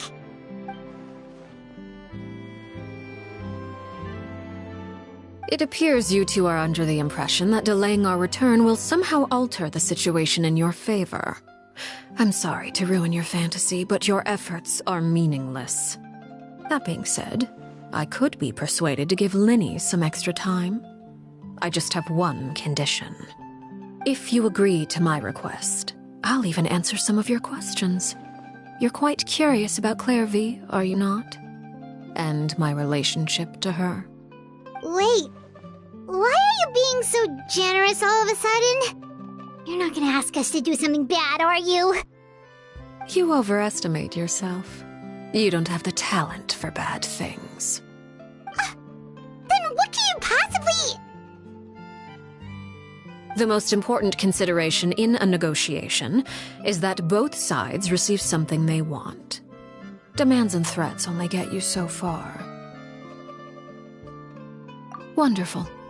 Here it is. When the time comes, make the choice that you deem most appropriate in the situation, and lend your help to the House of the Hearth. Okay, sounds normal enough. But what do you mean, when the time comes? When is that supposed to be? That is for you to decide.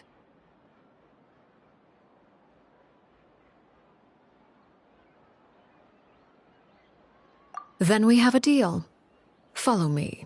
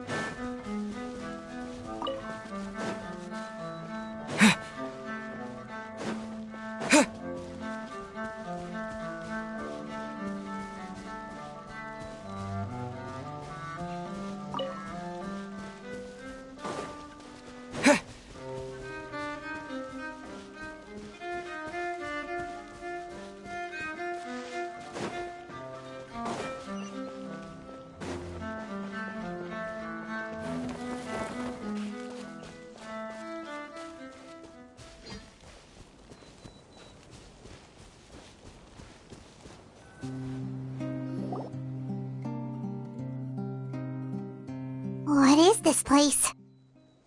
Somewhere long forgotten by everyone. It used to be a grand building. Now it's nothing more than a pile of rubble. No one comes here anymore, nor does anyone care about what once happened here.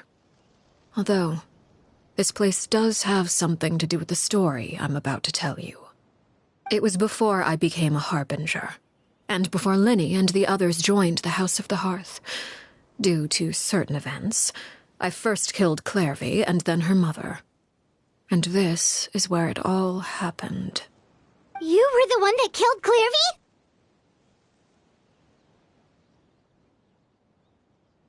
Patience now. Allow me to explain Clairvy's side of the story first. I'll start from the beginning. Clairvy was 6 years old when she was brought by her mother, Crucibina, to live in the House of the Hearth. From the outside, it seemed like a fairy tale. A thriving family made up of kind adults and friendly children. Crucibina was the knave at that time, and the House of the Hearth was under her control. She was Clairvy's mother by blood, but she was also the mother to all the children in the house. Clairvy was happy here, for a time. But she quickly realized that being part of this family wasn't a fairy tale at all. It was a kind of purgatory. Purgatory? Exactly. The House of the Hearth takes in war orphans from all over Tevat. But as for how to raise them, that depends entirely on the person in charge. Crucibina came up with a novel idea. She would teach the children to fight, force them to duel each other, and then crown as the king of the house the child who proved themselves most worthy of inheriting her title. It's difficult to estimate the number of children who died or were maimed in the process. There's little I can say about the ones who died. The ones that emerged with permanent injuries, on the other hand, well, they still served a purpose. They would be handed over to the doctor to be experimented on, or sent away on dangerous missions. Nothing more than tools to be used and then discarded. So those were the experiments Clairvy was talking about. But what actually happened to her? You said that Clairvy was Crucibina's daughter, so if Clairvy tried to convince her to stop what she was doing, Crucibina probably would have listened, right? Despite being Clairvy's mother, Crucibina cared little for her daughter. She forced Clairvy to join the House of the Hearth only as a means to demonstrate her own impartiality as a mother, to prove that she treated all her children equally. Clairvy did try to convince her mother to change her ways, but it was to no avail. After her efforts failed, the only other option was to rise up and try to fight back. Unfortunately, the other children had already been thoroughly indoctrinated into the illusion of happiness Crucibina had created. Of course, there was one exception. Someone Clairvy's age who knew the truth about the House of the Hearth. Her name was Peruere. Wait, the friend that Clairvy mentioned? Friend, huh? I suppose we can call her that for now. Clairvy was a cheerful and passionate person with a tenacious spirit. Peruere, on the other hand, was rather cold-blooded. Her cold-blooded nature allowed her to see through Crucibina's facade. Yet, it was also this cold-bloodedness that prevented her from acting against it. At least at first. While Clairvy longed for freedom, Peruere was convinced that, amid all the fighting and violence, she would make it until the end. Despite their differences, the two became fast friends, united by their knowledge of the truth. Clairvy told Peruere that she hoped to create a real family, where no one would be killed or sacrificed. There may have been a certain naivete to her ideas, but Clairvy proved her determination many times over. She tried countless times to run away, ask for help, or expose the truth. But her efforts only earned her beating after beating. The only thing that kept her going was her strength of will. Even with her body racked with pain, she would still stand on her tiptoes and open the window at night.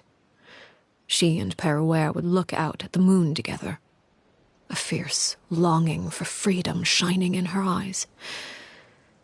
But one day that light simply vanished. Oh no. What happened? Her hopelessness resulted from a culmination of things. 10 years had passed. 10 years worth of failure after failure. She and Peruere weren't children anymore, but finding any chance to escape still seemed as hopeless as ever. It was during this time that Peruere suggested a new plan. If escaping was out of the question, why not take down the very person sitting on top of this throne of lies? Mother herself. Clairvy rejected that proposal. She claimed that, as a famous harbinger, Crucibina possessed an unimaginable amount of power.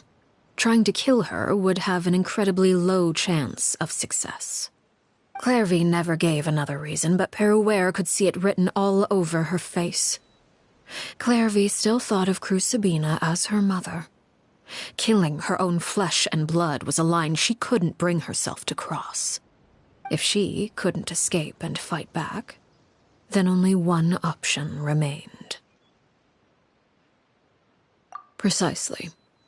Death was the only way that she felt she could be free. It happened during a duel. When she arrived at the dueling ring that day, her partner turned out to be none other than Peruere, the very person that had stood by her side all those years. It was a fierce battle. But ultimately, Clairvy decided to let Peruere end her life. From that moment on, Peruere's journey was one written in flames. When the rain finally came and washed it all away, there she stood, the sole victor in Mother's endless game of slaughter, a trail of corpses strewn across her path to success. It was the very result she had predicted 10 years prior. Even then, she believed she would make it until the end. She wasn't surprised by the fact that she emerged as Mother's undisputed heir. Rather, her success left her with an inexplicable sense of restlessness. She was unsettled. And there was only one thing that could quell that sensation. Perhaps you two would like to take a guess as to what it was?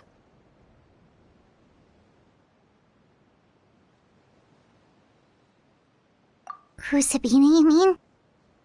But... Correct. This is the place where Peruere killed her best friend. A mere year later, this is also the place where she fought tooth and nail to kill the mother they shared. The moment she acted, any conception of what was right or wrong ceased to matter. It's one of the principles of the house. Only those who survive get to write the rules. Peruere won the battle, and became a harbinger herself. After which Her Majesty, the Tsaritsa, bestowed upon her a new name. Arlecchino. So the Perry Clairvy was talking about... It was you all along. You're Perryware. Arlecchino is just a name you got later.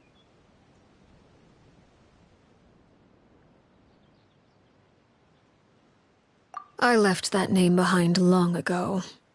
I must say, hearing it now does bring back memories. After I defeated Crucibina, the moniker of Mother died with her. I chose to forego the title she called herself and even chose to give up my own name. I rebuilt the House of the Hearth under a new identity. Not only as Arlecchino, but as father. And that is where the story ends. Any more questions? Yeah. Based on what you just told us, Clairvy wasn't a little kid when she was killed. So the Clairvy we met... Was she really a spirit at all? I suppose you could call her an illusion born of flame. Her existence is like ashes to a fire. Something left over in the wake of blaze and ruin. You see, a certain power runs through my veins. It's not unlike a curse. My flames leave behind shadows of anything they consume. Of course, the chances of those shadows morphing into a sentient entity are exceedingly slim. Clairvy is a very special case. Clairvy died when she was 16 years old, but what emerged from the flames was her 6-year-old self. Her appearance wasn't the only thing affected. Most of her memories were lost to the blaze as well. Memory is a mysterious thing indeed. Losing a portion of your memories will alter your sense of self. Lose 10 years' worth, however, and it would be like living in the past. Like returning to a version of yourself that never grew up. No wonder Paimon got such a weird feeling when we were talking to her. Perhaps I should put it this way. Clairvy is someone trapped in time. It may seem like she exists with us in the present, but she truly lives in the confines of her own past. So if all of that is true, then you must have known about Clairvy for a long time. Indeed. She's a rather volatile and unstable entity. Sometimes she would look after the children. She's even saved some of their lives. But other times, she would hide from me and become obsessed with revealing the truth about the house to anyone who will listen. Shadows don't have the capacity to learn or grow. Any new information they encounter is quickly forgotten over time. Your attempts to expose Clairvy to sunlight. They failed, yes? The reason is actually quite simple. In Clairvy's mind, the house is impossible to escape, and it is this very perception that traps her there. But no matter. All I have to do is kill her again, and all will be resolved. I don't anticipate so much as a single speck of ash will be left behind this time. Wait! Paimon can understand why you might want her gone, but isn't there another way? So what if she's trapped in her 6-year-old self? She's still your friend! At least talk to her first! It's too late for that. She broke the rules, and now she must be punished. That goes for Filial and Nantoy as well. She's had quite the effect on them. I hope you understand the difference between Crucibina and myself lies in our formulation of the rules, not our policy for enforcing them. Upholding the rules without question is a trait we both share, because that is how a household should be run. Is this really what you want to do? Whatever could you mean? Don't you want to say a proper goodbye at least?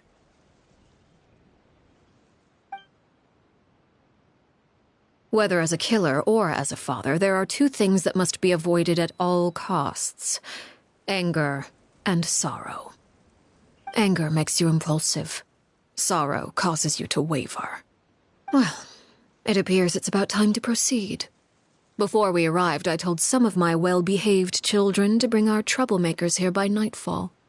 I do believe I've kept my end of the deal. I give your friends quite a bit more time. As for what happens now, we'll just have to wait and see.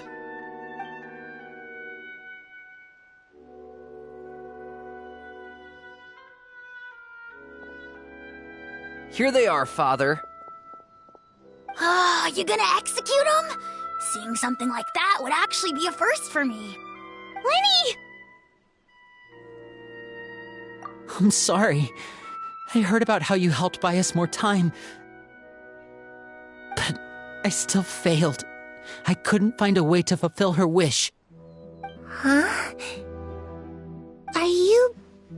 Perry? Indeed, it's been a while, Clairvy. Perry!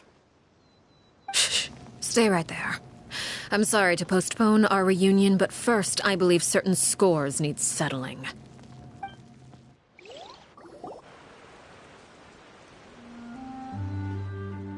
Father, let me explain. Out of my way. Father! You chose to conceal a threat to the house. And for that, you must be punished. Overall, however, I suppose your wrongdoing is hardly the most egregious of the bunch, so I'll deal with your punishments later. As for right now, the more pressing concerns are the traitors among us. By traitors? Do you mean us? Father, let me explain. We didn't mean to... Fultz, why don't you share what you heard? Yes, Father. Secret Midnight Meeting number 3. Participants, Filial, Nantoi, Sato, Toddy. Nantoi clearly said, if only Father wasn't the one who took us in. Sato added, I'm sick of this life. I just want to live as a normal person. Filial was the worst of them all. She called us crazies and said a bunch of mean things about Father. I did not! You're lying! Fultz is trying to frame us. It's not like I'm the only one who heard those things. After that, you and Toddy and a bunch of other people started talking about Clairvy.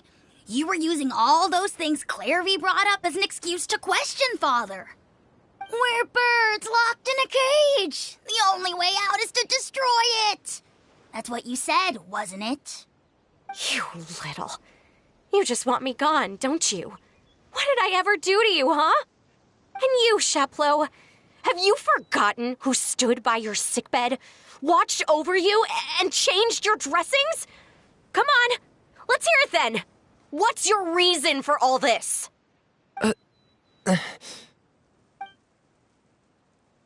You're wrong, Filial. We don't want you to die. You're our family. Liar. You wouldn't be doing this if that were the case. So why? Why have you backed us into a corner? We all live in the House of the Hearth. You know the type of work we do, Filial. A single betrayal can cost dozens of us our lives. It's not like it's never happened before. That kind of thing is hard to forget. That's why the House of the Hearth cannot tolerate any form of betrayal. Ever since we came to Poisson, you've had 7 secret meetings. A lot of the things you talked about really crossed the line. You've been spying on us for half a month? Wait a second. Now that I think about it, the move to Poisson was just a way to make it easier to spy on us, wasn't it?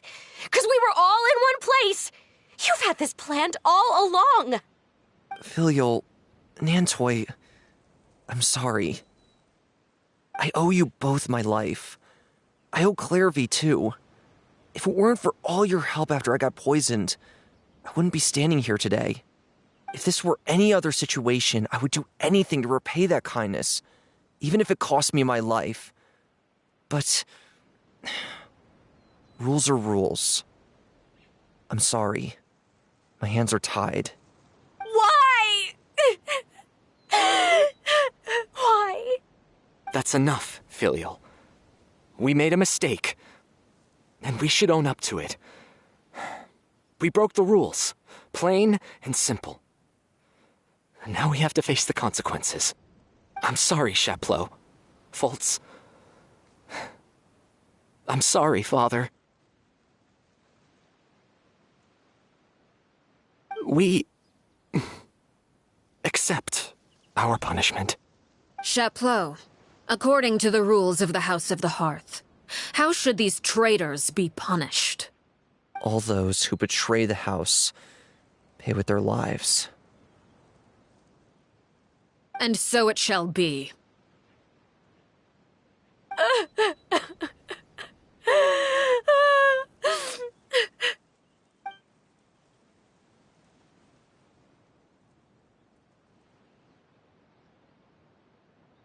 Father, please wait! Something you want to say, Linny? Please reconsider, Father. What Filial and the others did, does it really count as betrayal? We all come from broken families. From the very first day we joined the House of the Hearth, we wanted nothing more than to make it a real home. But the truth is, none of us know what a real home should look like. I'm not saying I have all the answers. All I know is this. Killing Filial and the others may uphold the rules, but doing so will only bring us further away from being a real family than we've ever been. So please, Father, please reconsider. I agree with Linny. Father, please. Linny, you...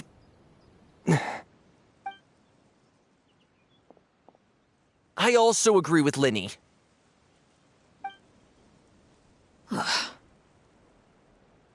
An order once given cannot be rescinded.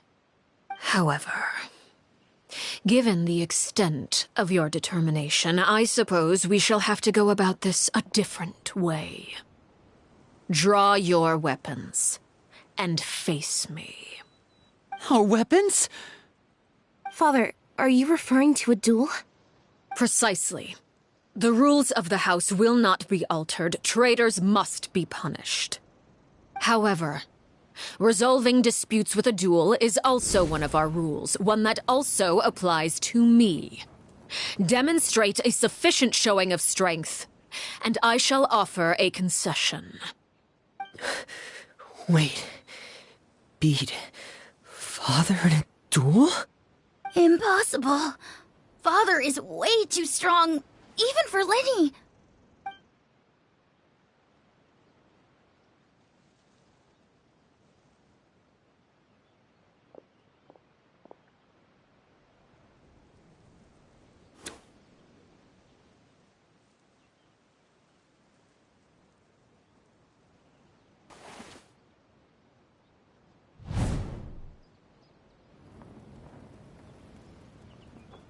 Did you hear that, Traveler? Lenny and the others have to duel the knave. What should we do? Can they really win something like that? If they lose, those people from the house are really going to be executed. Hey, are you listening?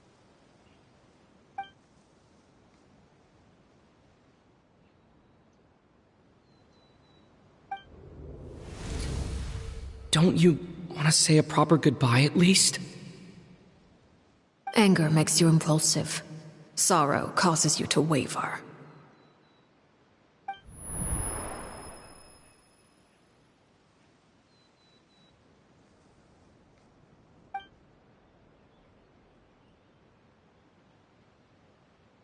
Oh. Looking at that expression on her face, she seems really serious about this. Guess that means there's no chance she's throwing the duel on purpose, huh?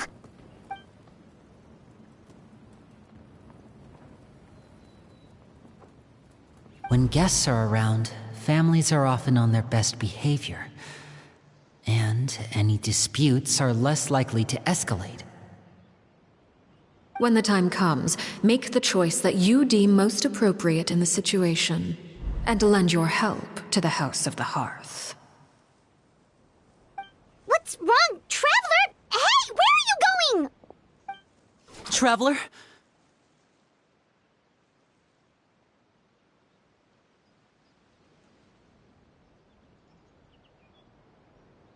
You're asking to join the duel against the knave?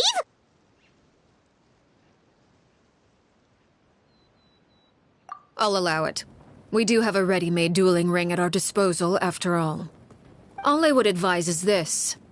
Keep a firm grasp on your weapon, and give it your all.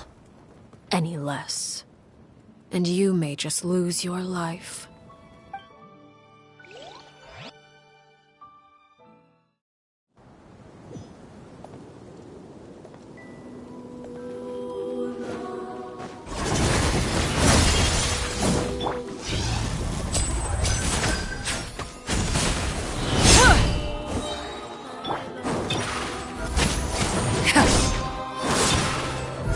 Watch out for Father's movements!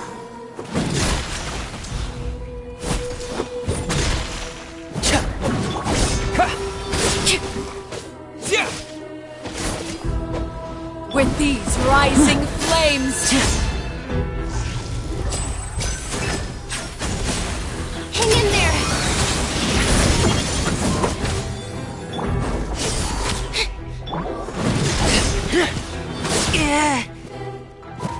Get in gear! Go! Look out!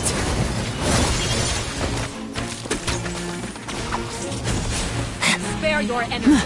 Running is of little use.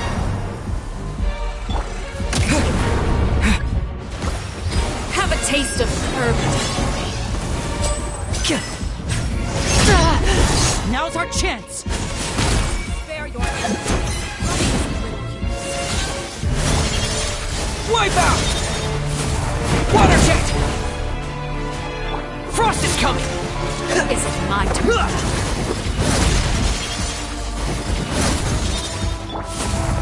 Father's even stronger than I expected. Over here! The countdown has begun. Like a fly tangled in a web. Try to pace yourself.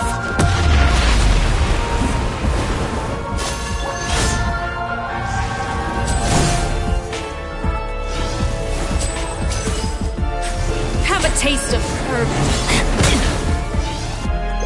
Spare your energy. Running is oblivious. Watch out for Father's movements! Let the magic Like begin. a bunch of helpless A ants. round of applause! Commencing cleanup! Not bad. You've proven to be Get a in worthy gear. opponent after all. Over here!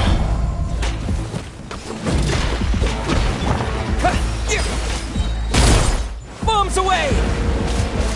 Yeah!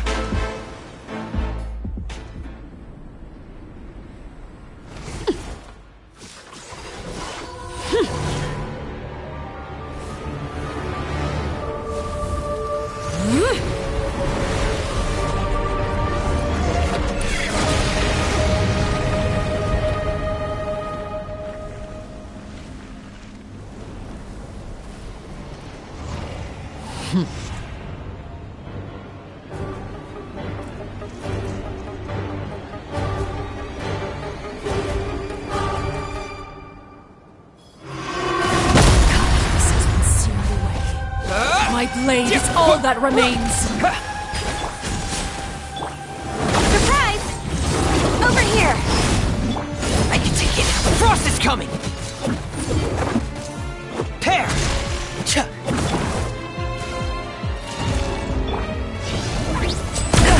Lynette!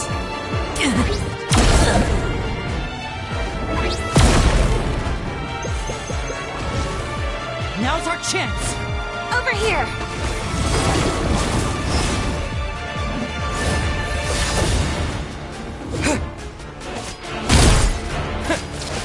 Yeah!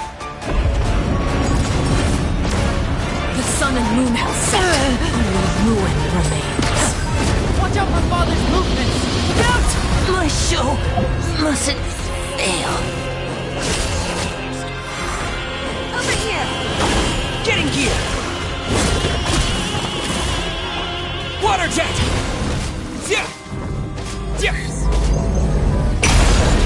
Now's our chance!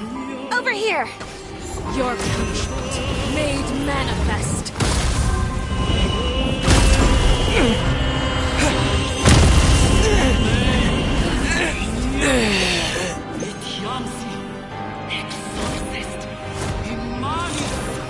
Watch out for Father's movements! Look out! Frost is coming! Suntown is only the beginning.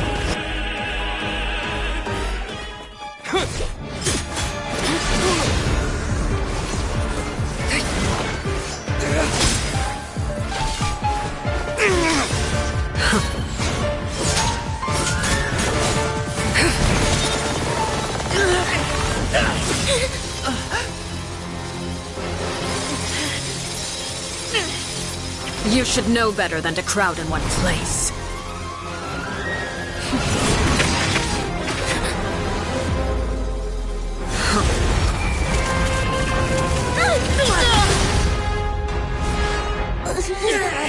Oh, I know.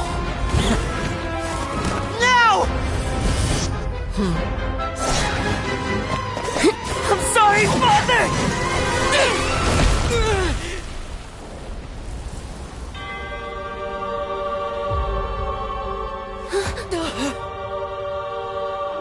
Sorry for what? This pitiful excuse for an attack.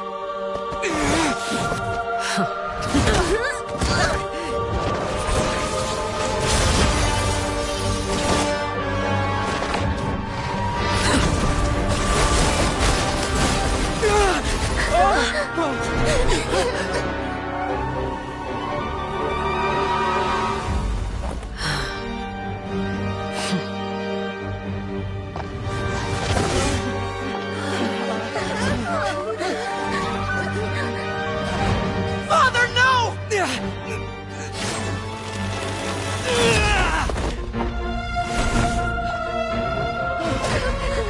Made it out, did you? You're stronger than I expected.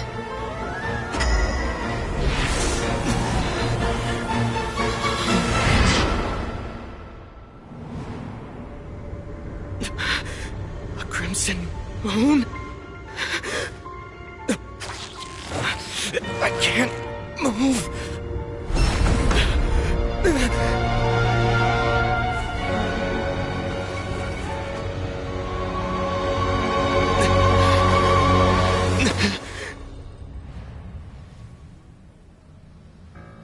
Still, not strong enough to beat me.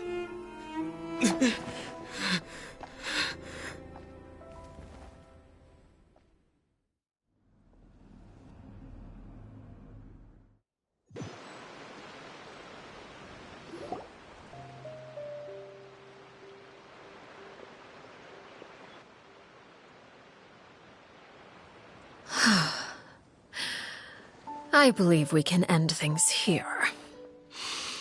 It's not often that we get to enjoy the company of guests, after all. We wouldn't want things to get too out of hand. Brother, are you all right? Lenny. Given that I am the victor of this duel, as agreed, the punishment stands. No! I never thought things would end like this. However, everyone involved in the duel demonstrated a remarkable level of strength and determination. In light of this, I'm prepared to change the method of execution. Elwar, the bottled flames I gave you for safekeeping. Do you still have them? Yes? I wasn't sure what they were for, but I've kept them super safe. I didn't lose a single one. Wonderful. Then, in just a moment, I'll have you administer them. Bottled flames? Indeed. They're the product of a secret experiment. Under certain special circumstances, flames can be extracted from my person and preserved. Once ingested, searing pain will spread across every inch of your body. No harm will come to you physically, but your memories will be burned away. If you can withstand the pain. When you awake, you'll have forgotten everything you know about the House of the Hearth, and will be expelled from the organization. In other words, administering this concoction will kill the version of you that grew up in the house, and give you a new identity.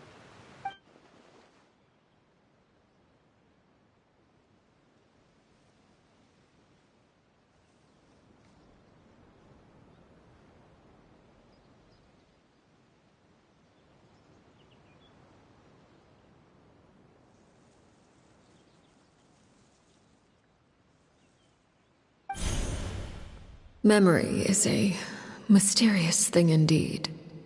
Losing a portion of your memories will alter your sense of self.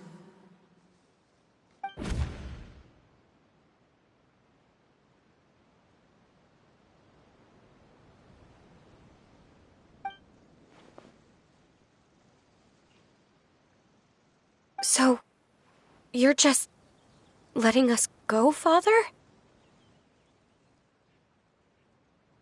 You misunderstand. Memories are extremely important. Once consumed by flame, the version of you standing before me will die, and our secrets will die with you. So no, I don't intend to just let you go, because the person who survives will be nothing but a stranger. Even so, I won't have to live in fear anymore. I'm sorry, Father. I'm sorry I let you down, but I really... Don't cry, Filial. You haven't left the house yet, so there are still rules to be followed, yes? Remember what I taught you.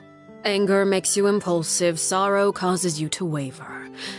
Don't let yourself be controlled by your emotions. Of course. I'll remember. Dry your tears, and go pursue the life you really want. Yes, Father. Chaplot, Foltz, Elwar. Take them back to Poisson.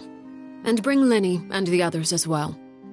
I prepared 3 extra vials of bottled flames. As for whether to take them, the choice is yours. Goodbye, children. The next time we meet, I will no longer be your father. Thank you for all you've done for the house. I hope you have bright futures ahead of you.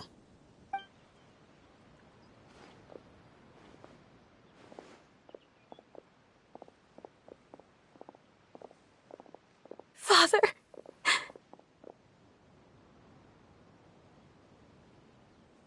Let's go.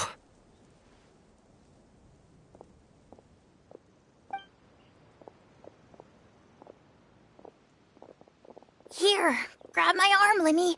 I'll help you walk back. Thank you.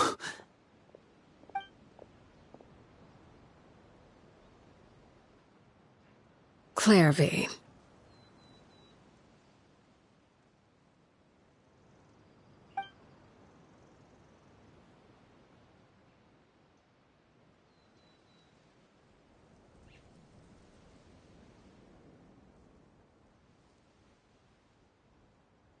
Can we talk now? I've been waiting for a super long time. You really are Perry, aren't you? I haven't seen you in so long. How come you're all grown up? Wait, did I somehow travel to the future on accident? Or am I dreaming? What a long dream. Neither. You died, Clairvy. That's what happened. You could have at least sugarcoated it a little. Look, she's not speechless.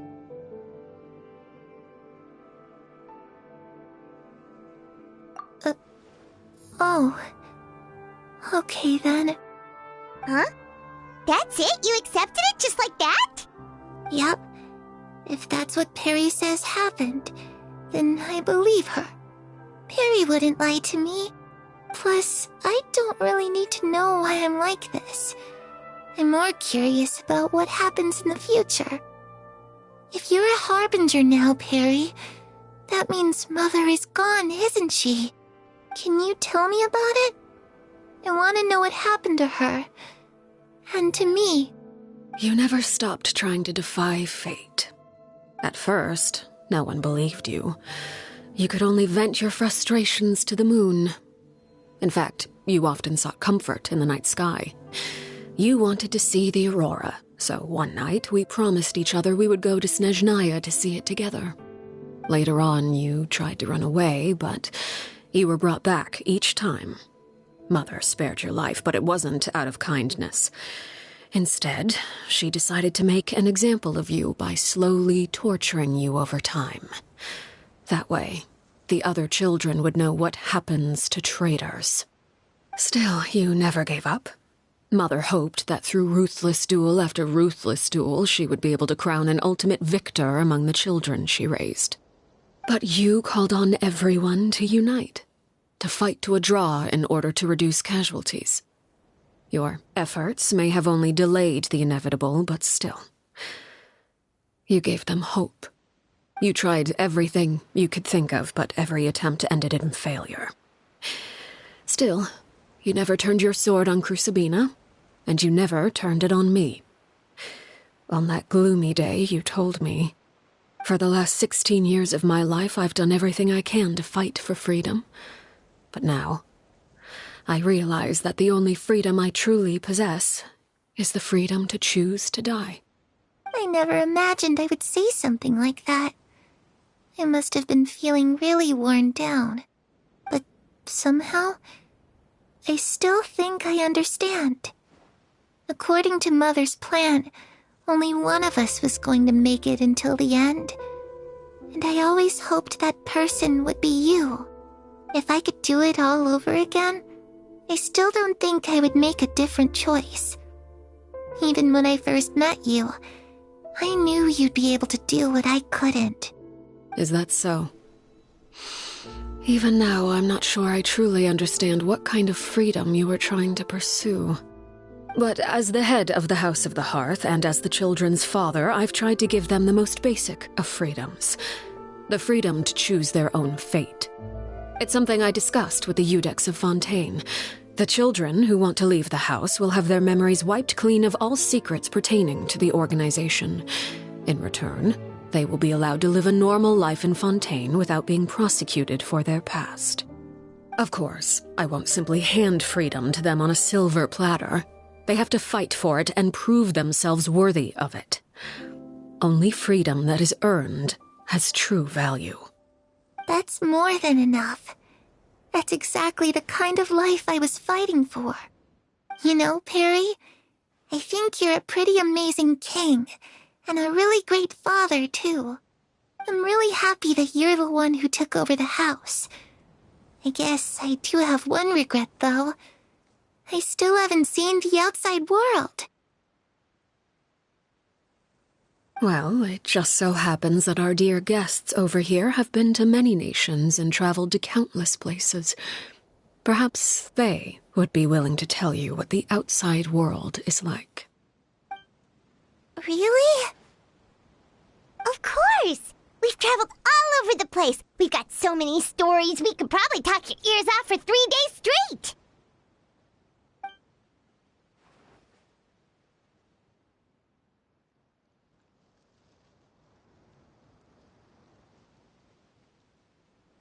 You know, I used to dream of being a bard.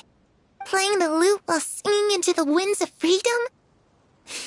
Even if there was no one there to listen, I would have continued to sing no matter what.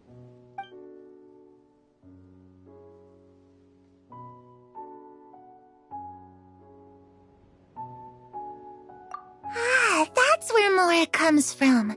I never knew that before. If I had some Mora, I would buy 3 new dresses. One for me, one for Perry, and one for Mother. It's just too bad Perry doesn't like wearing dresses. And Mother, well, she probably wouldn't accept something like that either. I guess I'd just have to keep them all for me then. I could wear a different one every day.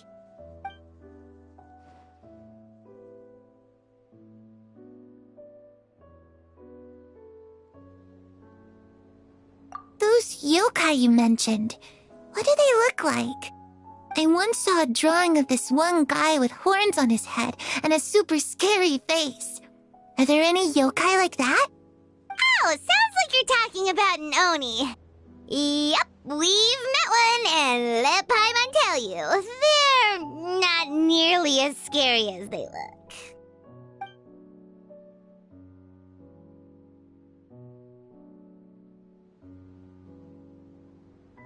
I was always too afraid to skip Mother's fighting lessons. But at the academia, I bet you could do all sorts of secret things in class. Things that have nothing to do with studying. I'm just kidding. Being able to study whatever you want without having to fear for your life actually sounds pretty great.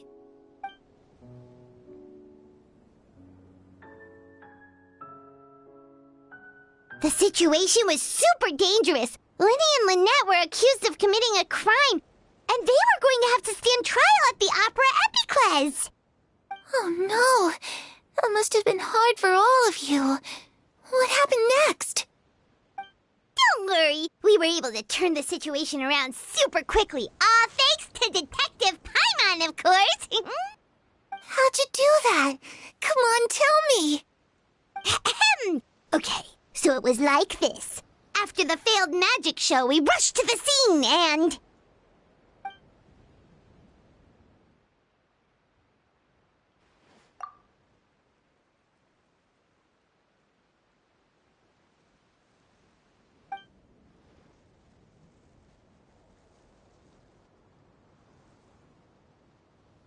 Shadows don't have the capacity to learn or grow. Any new information they encounter is quickly forgotten over time.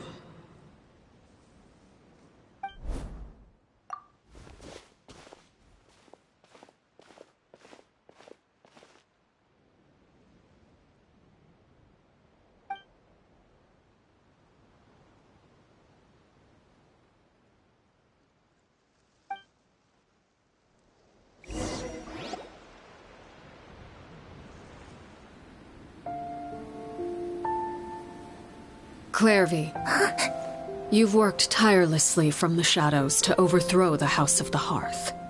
Now, by my authority as the Knave, I shall announce how this matter ends. You are hereby expelled from the House of the Hearth. You are no longer tied to this place, nor are you bound by its rules.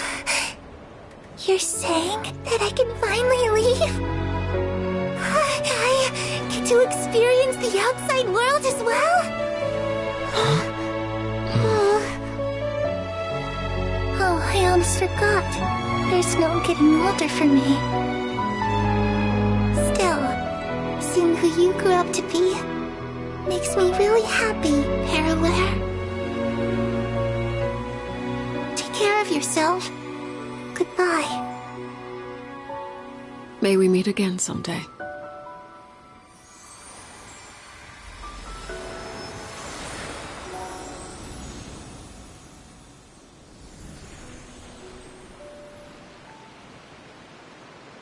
Clairvy. She left so soon. Paimon didn't even get to finish her story.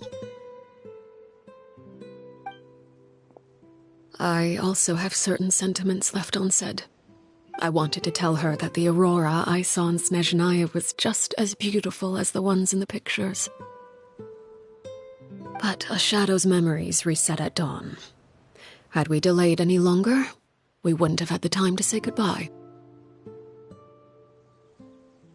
Whatever regrets may linger, let them be lost to the coming of a new day. Father? It's Linny! Hey, Linny!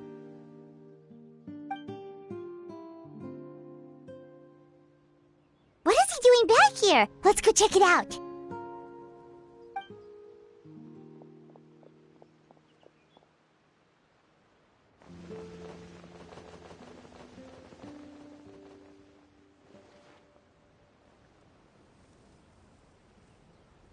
Father, The bottled flames have been administered. Filial and the others have left the house. And you? What have you decided? Thank you for giving us that choice, Father. But we never wanted to leave the house. It's the only home we've ever known. Lynette and Fremine feel the same way. They're recuperating back at the Hotel Bouffe d'été. But I decided to come back and tell you where we stood. I'm sure you're well aware of the expectations I have for you. I want you to follow in my footsteps and become the next king of the house. Yet you seem to have different ideas. I must admit, I'm rather surprised by your decision to stay. There's nothing wrong with choosing to live a quiet life. Leading this organization is a heavy responsibility, one not so easily carried by someone forced onto the throne. I just never understood what you saw in me. What made you believe I was deserving of that throne? You're brave, talented, and, most importantly, you cherish your family. You would do anything to protect them, even if it costs you your life.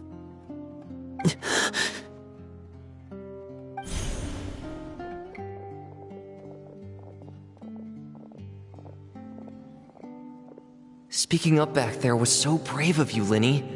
It's all thanks to you that we were able to convince Father to back down. You're a hero, Linny. Hero? Father is the real hero. Had Father all out during the duel, there's no way I would have walked away with my life. She must have had it all planned from the beginning, from the very moment she suggested a duel. I'm not deserving of that title. I'm not strong enough or smart enough. You're wrong. In my opinion, all you need to be deserving of the throne is conviction and the necessary strength to act on it. We may have different ideas of what it means to be a family, but you can hardly be said to lack conviction. What you truly lack is strength. For someone of your talent, though, that's something that will come with time.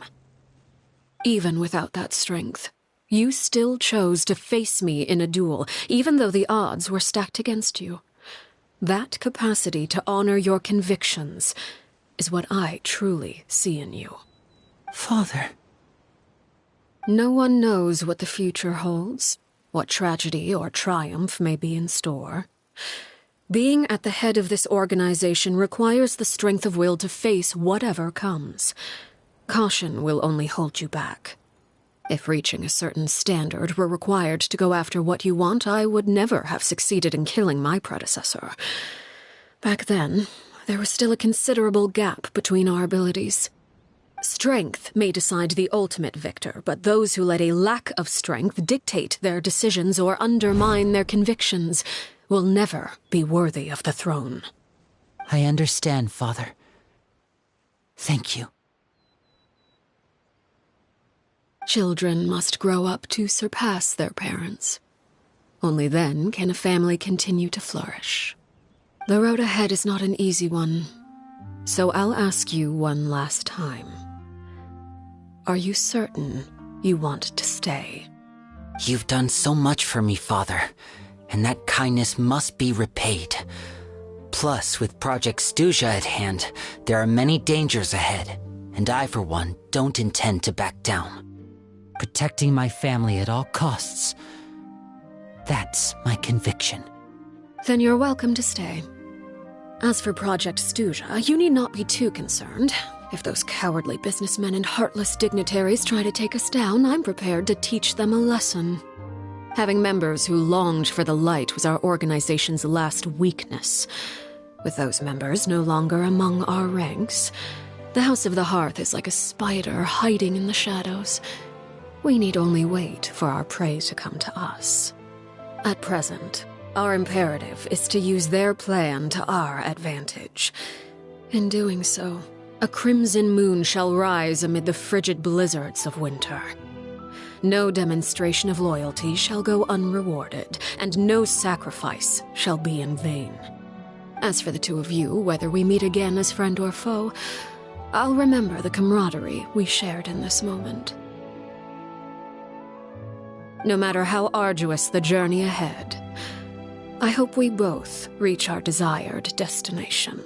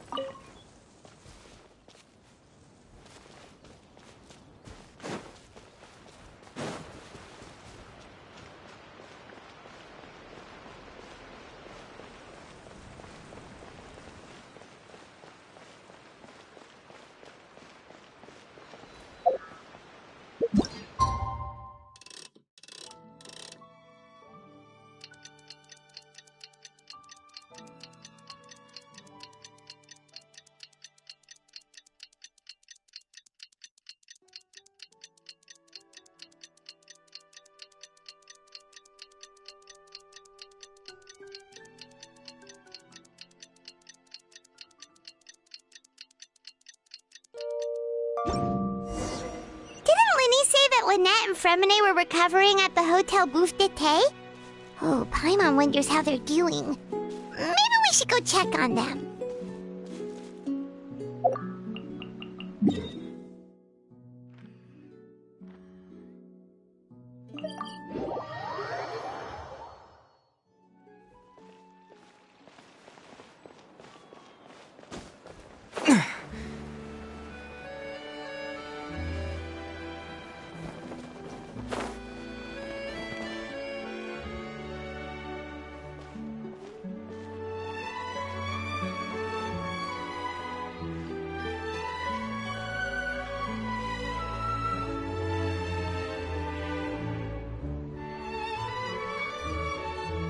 Lynette? Fremine? How are you feeling? Much better. Whew, what a relief! What about you? Are you feeling alright? I knew you'd come out unscathed. Us, on the other hand, well, we've been bedridden for 2 days. I couldn't even turn over. Oh, and I wanted to ask, is Clairvy gone? Linny and the other members have left Poisson and returned to the House of the Hearth. According to him, there haven't been any more sightings of a spirit roaming the house. I see. I'm glad. Father came to check up on us 2 days ago and told us about what happened with Crusabina and Clairvy. Actually, I've met Crusabina before.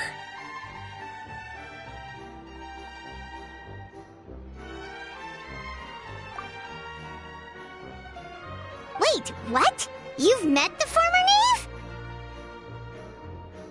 Crusabina died a year after Clairvy. It was during the year between their deaths that I joined the House of the Hearth.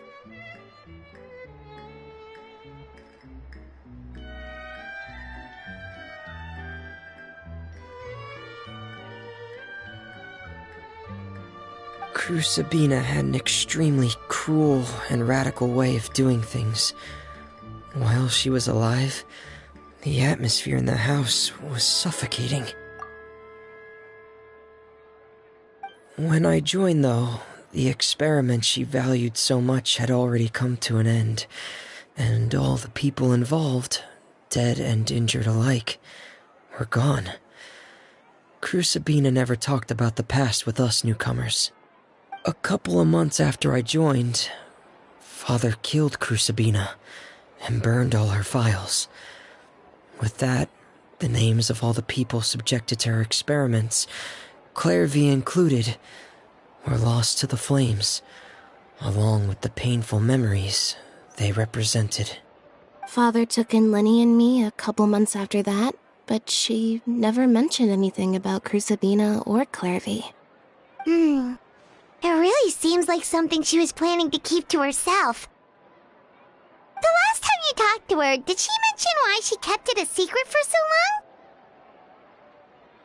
She said she didn't want us to be affected by the darkness of the past. She was worried we'd develop a false sense of gratitude towards her if we knew about it. The foundation of a family should be free of any corrupting influence. Whatever happened in the past, it has nothing to do with who we are now. And that's what Father told us in the end. But I still thanked her for everything.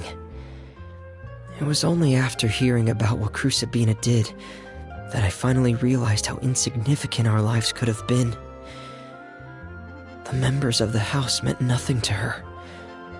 To say that she valued them in any way, even just as a tool, would probably be giving her too much credit. If Father hadn't taken over the House of the Hearth, I probably would have already...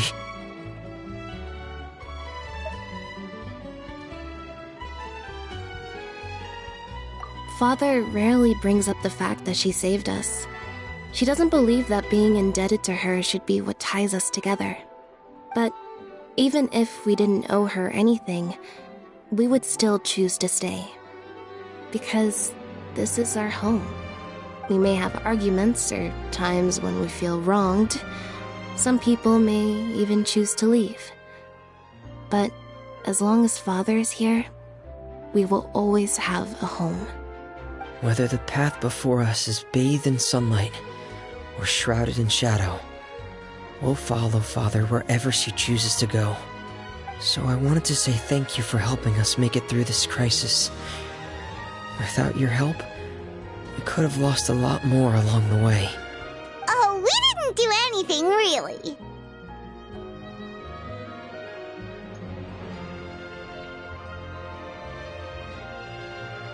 Of course, you're welcome anytime. Are Filial and Nantoy okay? I actually saw them at a cafe this morning. They didn't recognize me.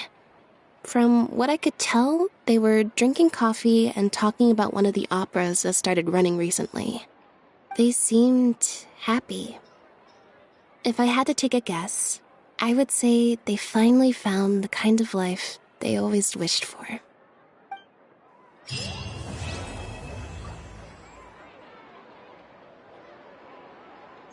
Fresh fruit, sweeter than syrup. Take a guess.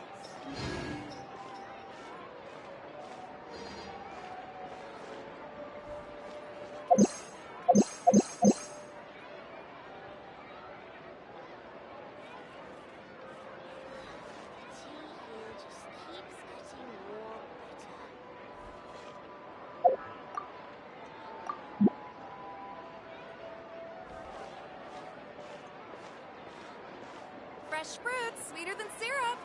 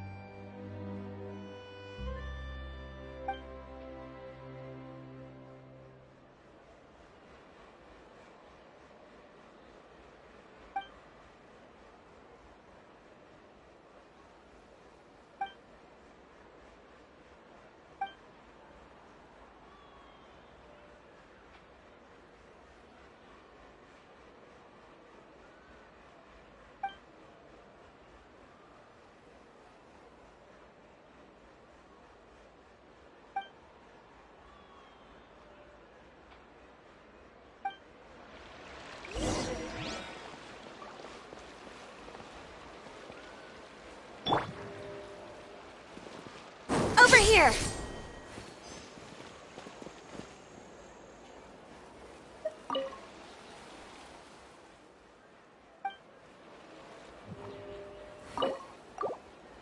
I need to get out more.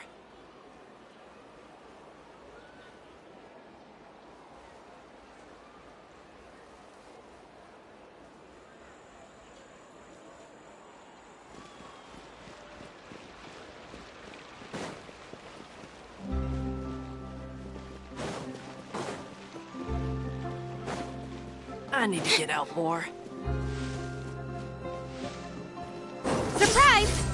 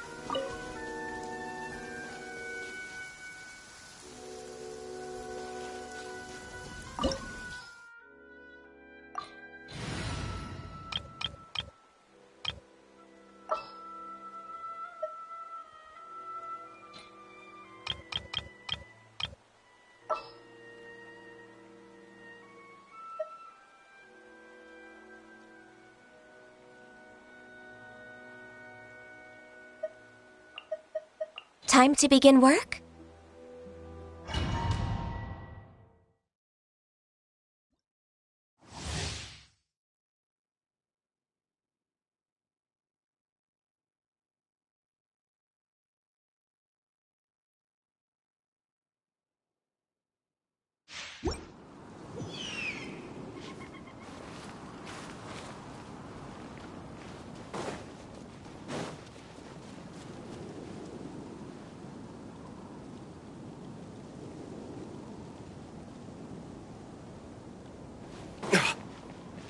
Shine down! Afraid? Or do you not even have the courage to be afraid? All hail! Let me weave you a... With these rising flames!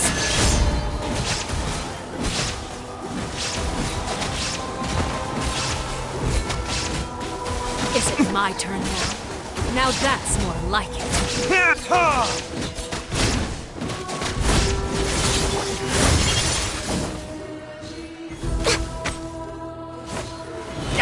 Next on the agenda... With these rising flames! No, my sword!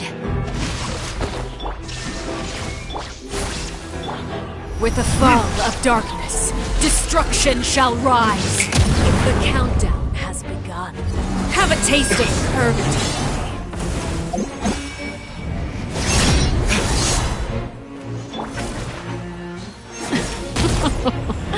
Look at you, trapped like a bunch of helpless animals.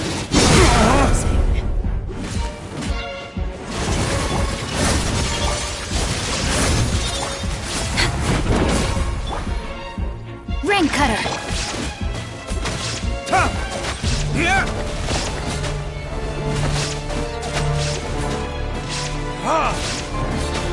With these rising flames!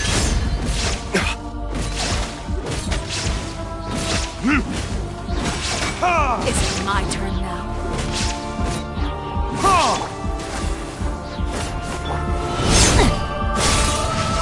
Body and mind. Time to act. Spare your energy. Running is of little use. Not bad. You've proven to be a worthy opponent. Let me weave you a verb.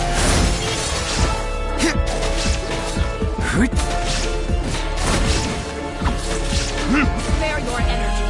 Running is of little use.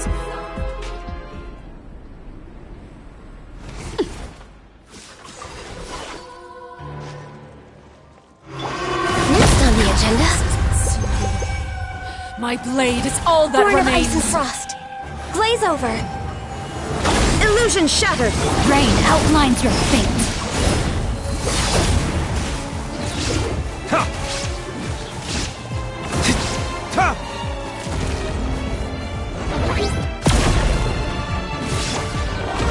Rain cutter.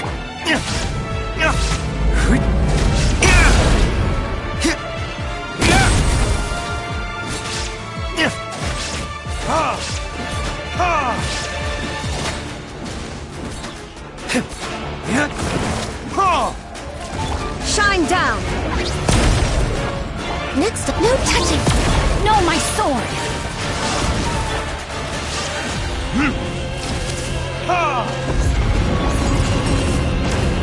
The sun and moon have set. Press.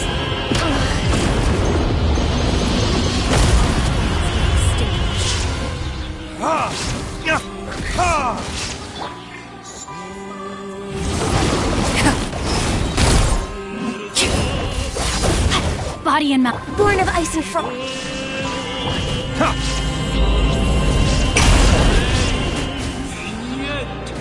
Witness the power of your punishment made manifest.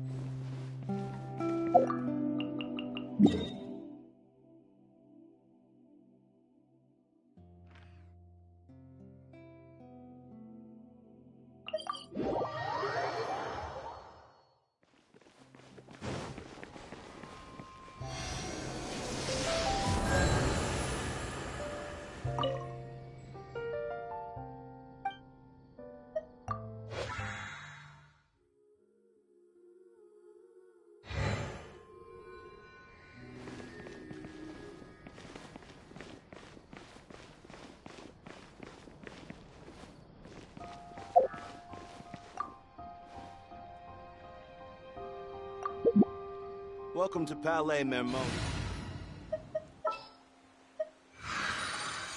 Let's investigate this further.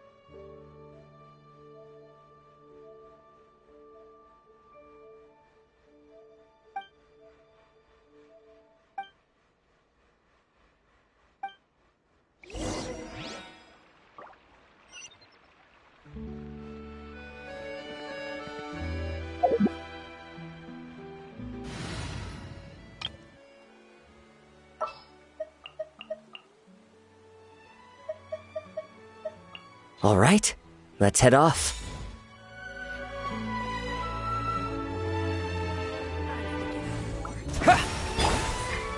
Into the wind!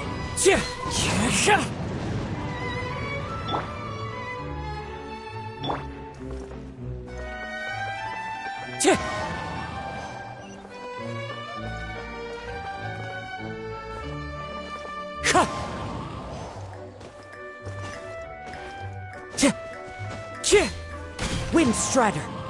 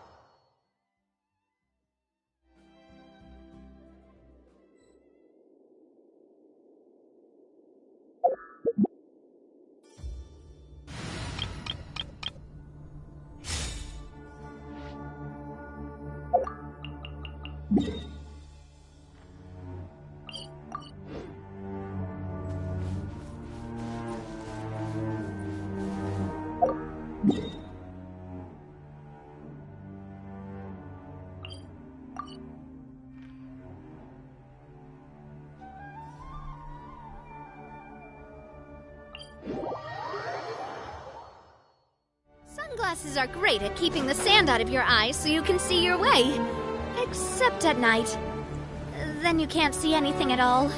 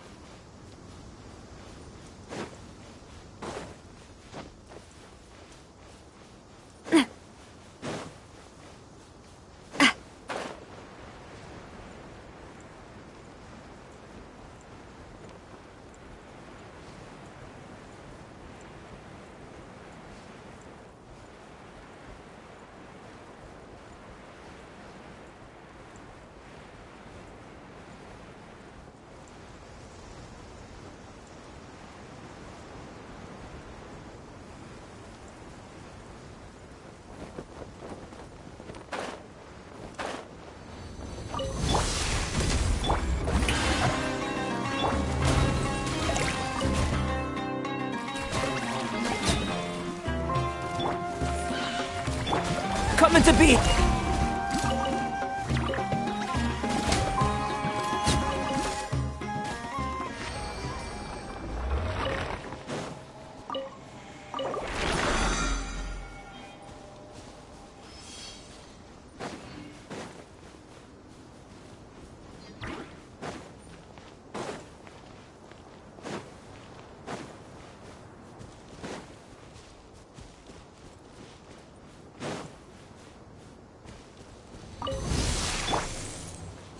Burst!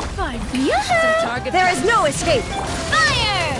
Well, with rocks. That will mean dead. Coming at ya!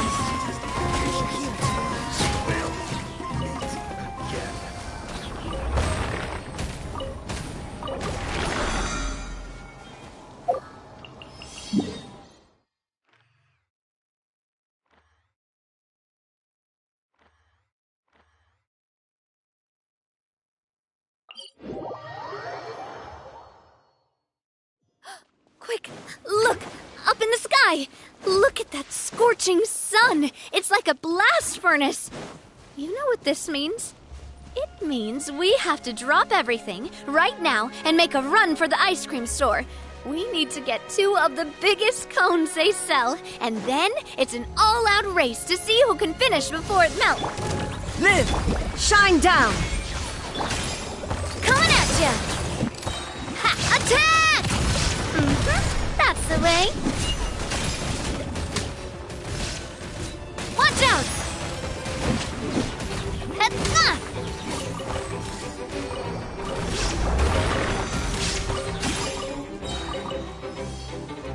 A proper send-off from the Spina with love.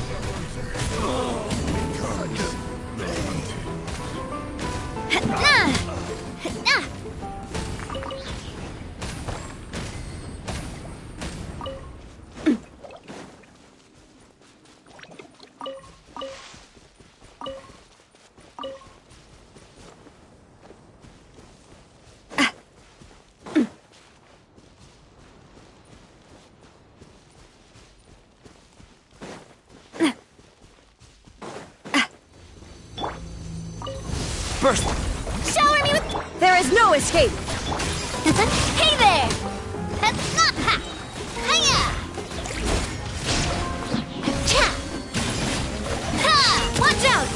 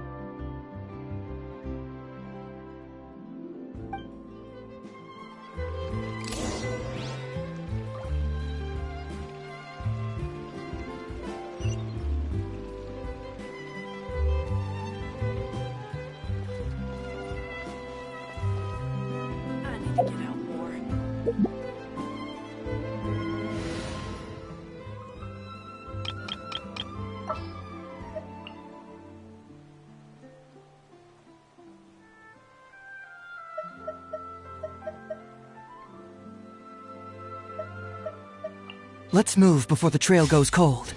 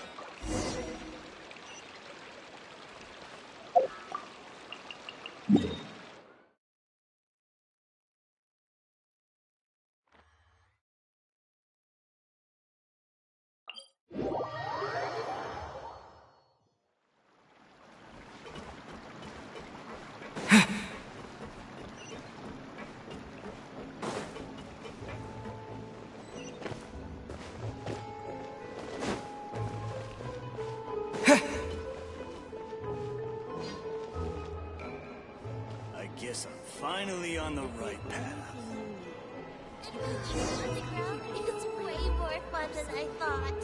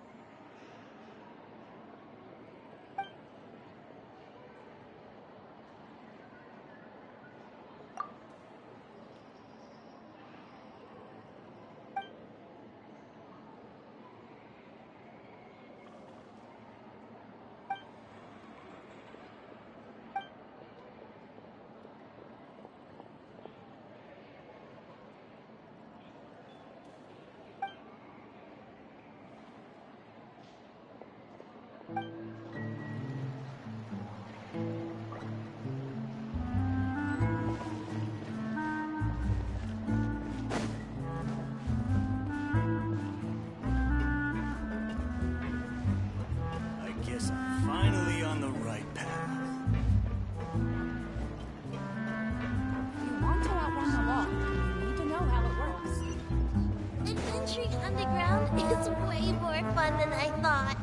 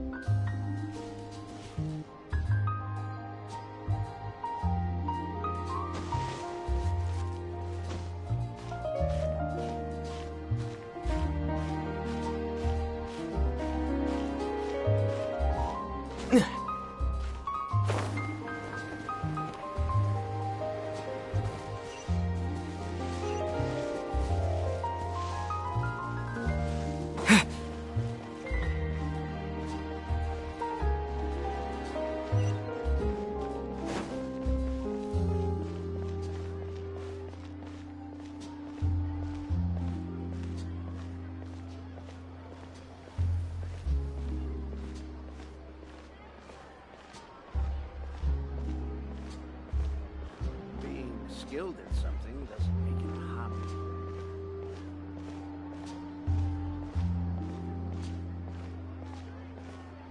Every scent tells a story. This can work.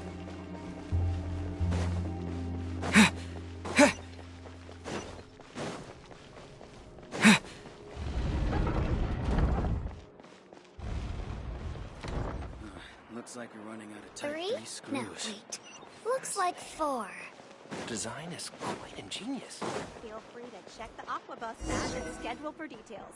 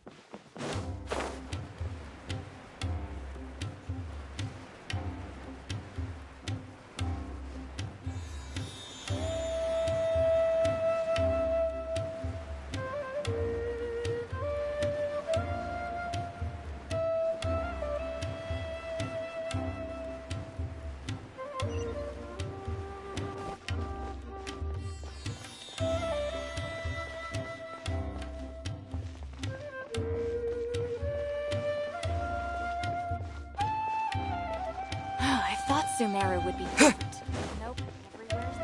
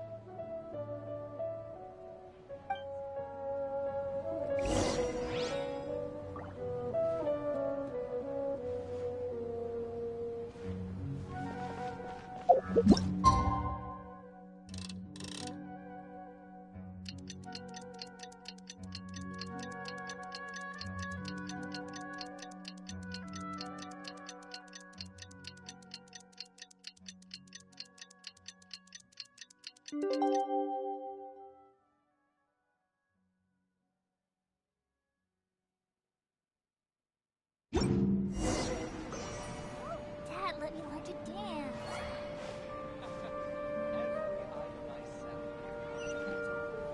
In my opinion, Shoots is the...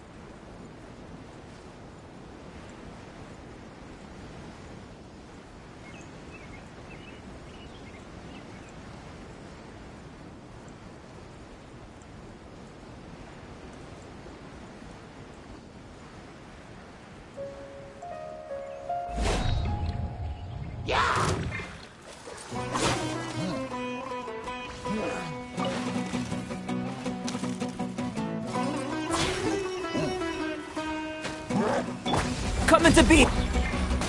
Yoo-hoo! Illusion shattered! Fire! Well, hey there! Mwah!